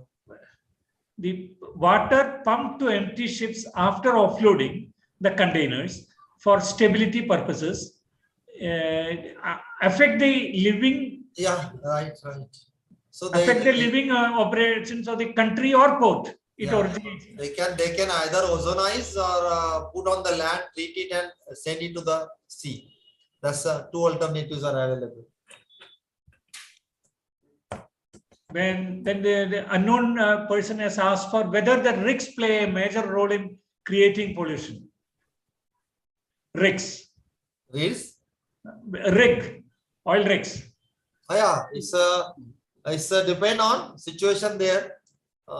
It's one of the polluter if the leakages take place. Then good question from Sunil Jagtap. Any work in our country on power generation using wave energy? No, I haven't got a reference and I have not. The data is nice. What I have seen in the southern India, I think I don't know the place where the very small scale experiments are going on, not on the mega scale. Do you mean southern India when you said is it Tuticorin side? It was not Tuticorin. I think it's near Chennai somewhere I have seen it. And they had started much earlier, but presently I think it is not going Before on. pandemic, I went there. One of the students who presented the paper, so I went there to see. Okay, then we will start. Cost comparison of marine fuel like solar H2 bunker fuel. Right now, I don't have. The comparison. But I say I only had there is another cost is coming in the market, which is called eco cost or ecological cost. So Carbon you have to cost. compare hereafter. Whatever I spoke is after 5 years, you will see it has to be reality. So that's why we have to be people from today onward. So there is a new already concept is coming up.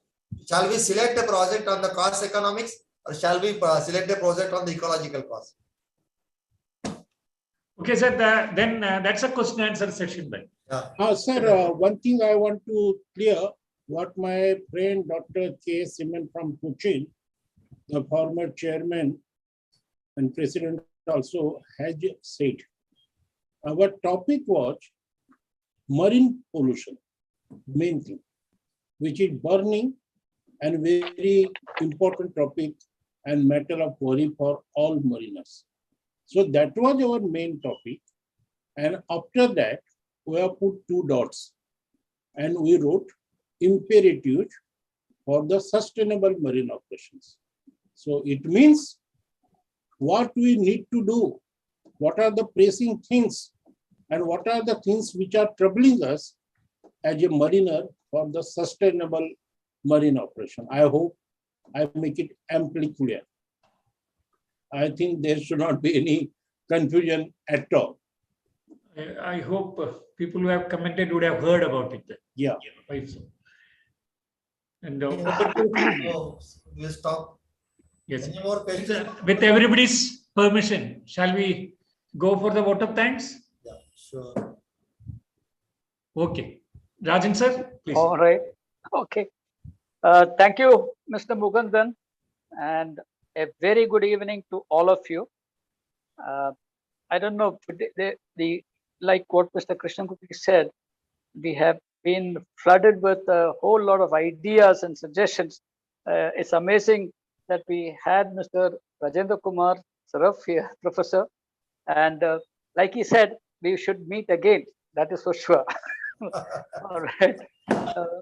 Then it is really my pleasure and to do this honor of appreciating and thanking all of you who are the organizers who have planned, executed this wonderful webinar. And on behalf of the IIE, that's Institute of Engineers, MRDB, and IMEI Kochi, I would first sincerely thank our speakers of the day, Professor Rajendra Kumar Saraf ji and Mr. Commodore Uday for their wonderful presentation, right? Commodore Uday Dalarkar.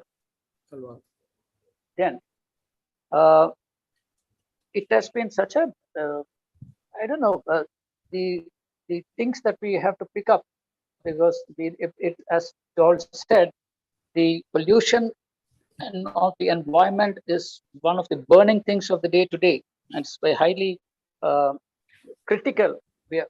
Sometimes you feel that we have crossed the point of no return, but there again, like you had said, there's always hope, and the kind of information that we could gather, in a nutshell, what I would say is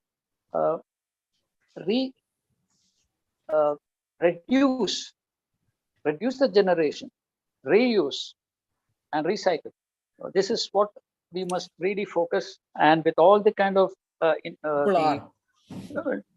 pardon? Triple R, yes. And then we have to work on it. But of course, the funding, as somebody had already mentioned, is also very important. How do we go about funding this?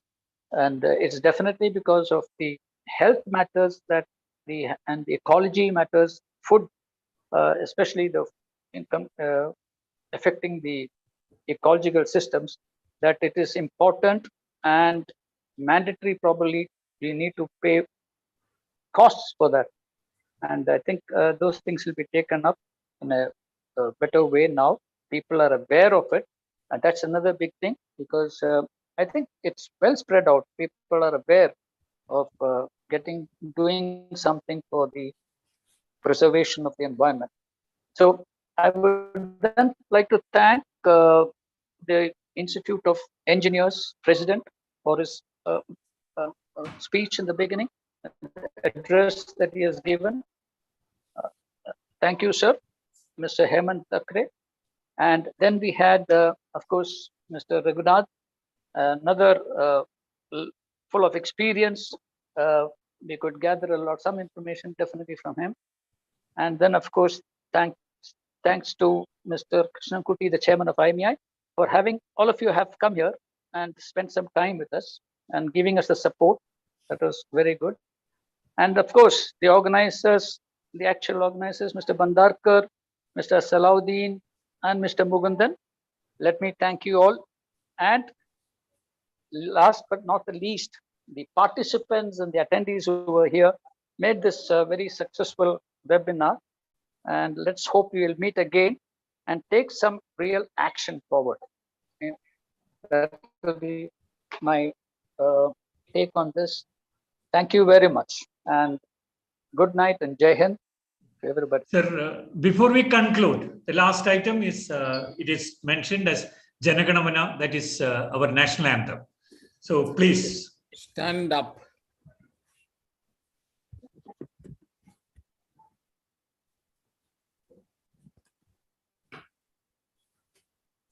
Shall we sing? Dr. Bhaskar Bhandarkar? Yes, sir. I think we can sing, right? Stand up and sing. All right. Okay. Should we start? Good. Jaya He Bharat Bhagya Vidhata Punjab Sindhu Gujarat Maratha Dravida Uttara Ganga Vindali Machada Yamuna Ganga Uttali Jala Shisanga Papa Shubhaname Jahe Sab Shubham Mahe Jahe Jaya Atha Jaya He Jaya He Jaya He Bharat Bhagya Vidhata. Jaya He Jaya He, Jaya He, Jaya Jaya Jaya Jaya He. Jaya Jaya Jaya Jaya He. Okay. Thank you. A personal thank you to Commodore Dr. Bhaskar Bhandarkar and the full team, personally from me. That's all. Thank you. Thank you then. No. Okay. Bye. Bye.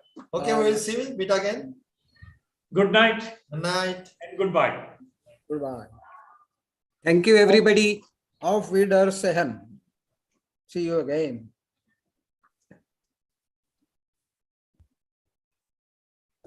Bhaskar ji, okay. See you.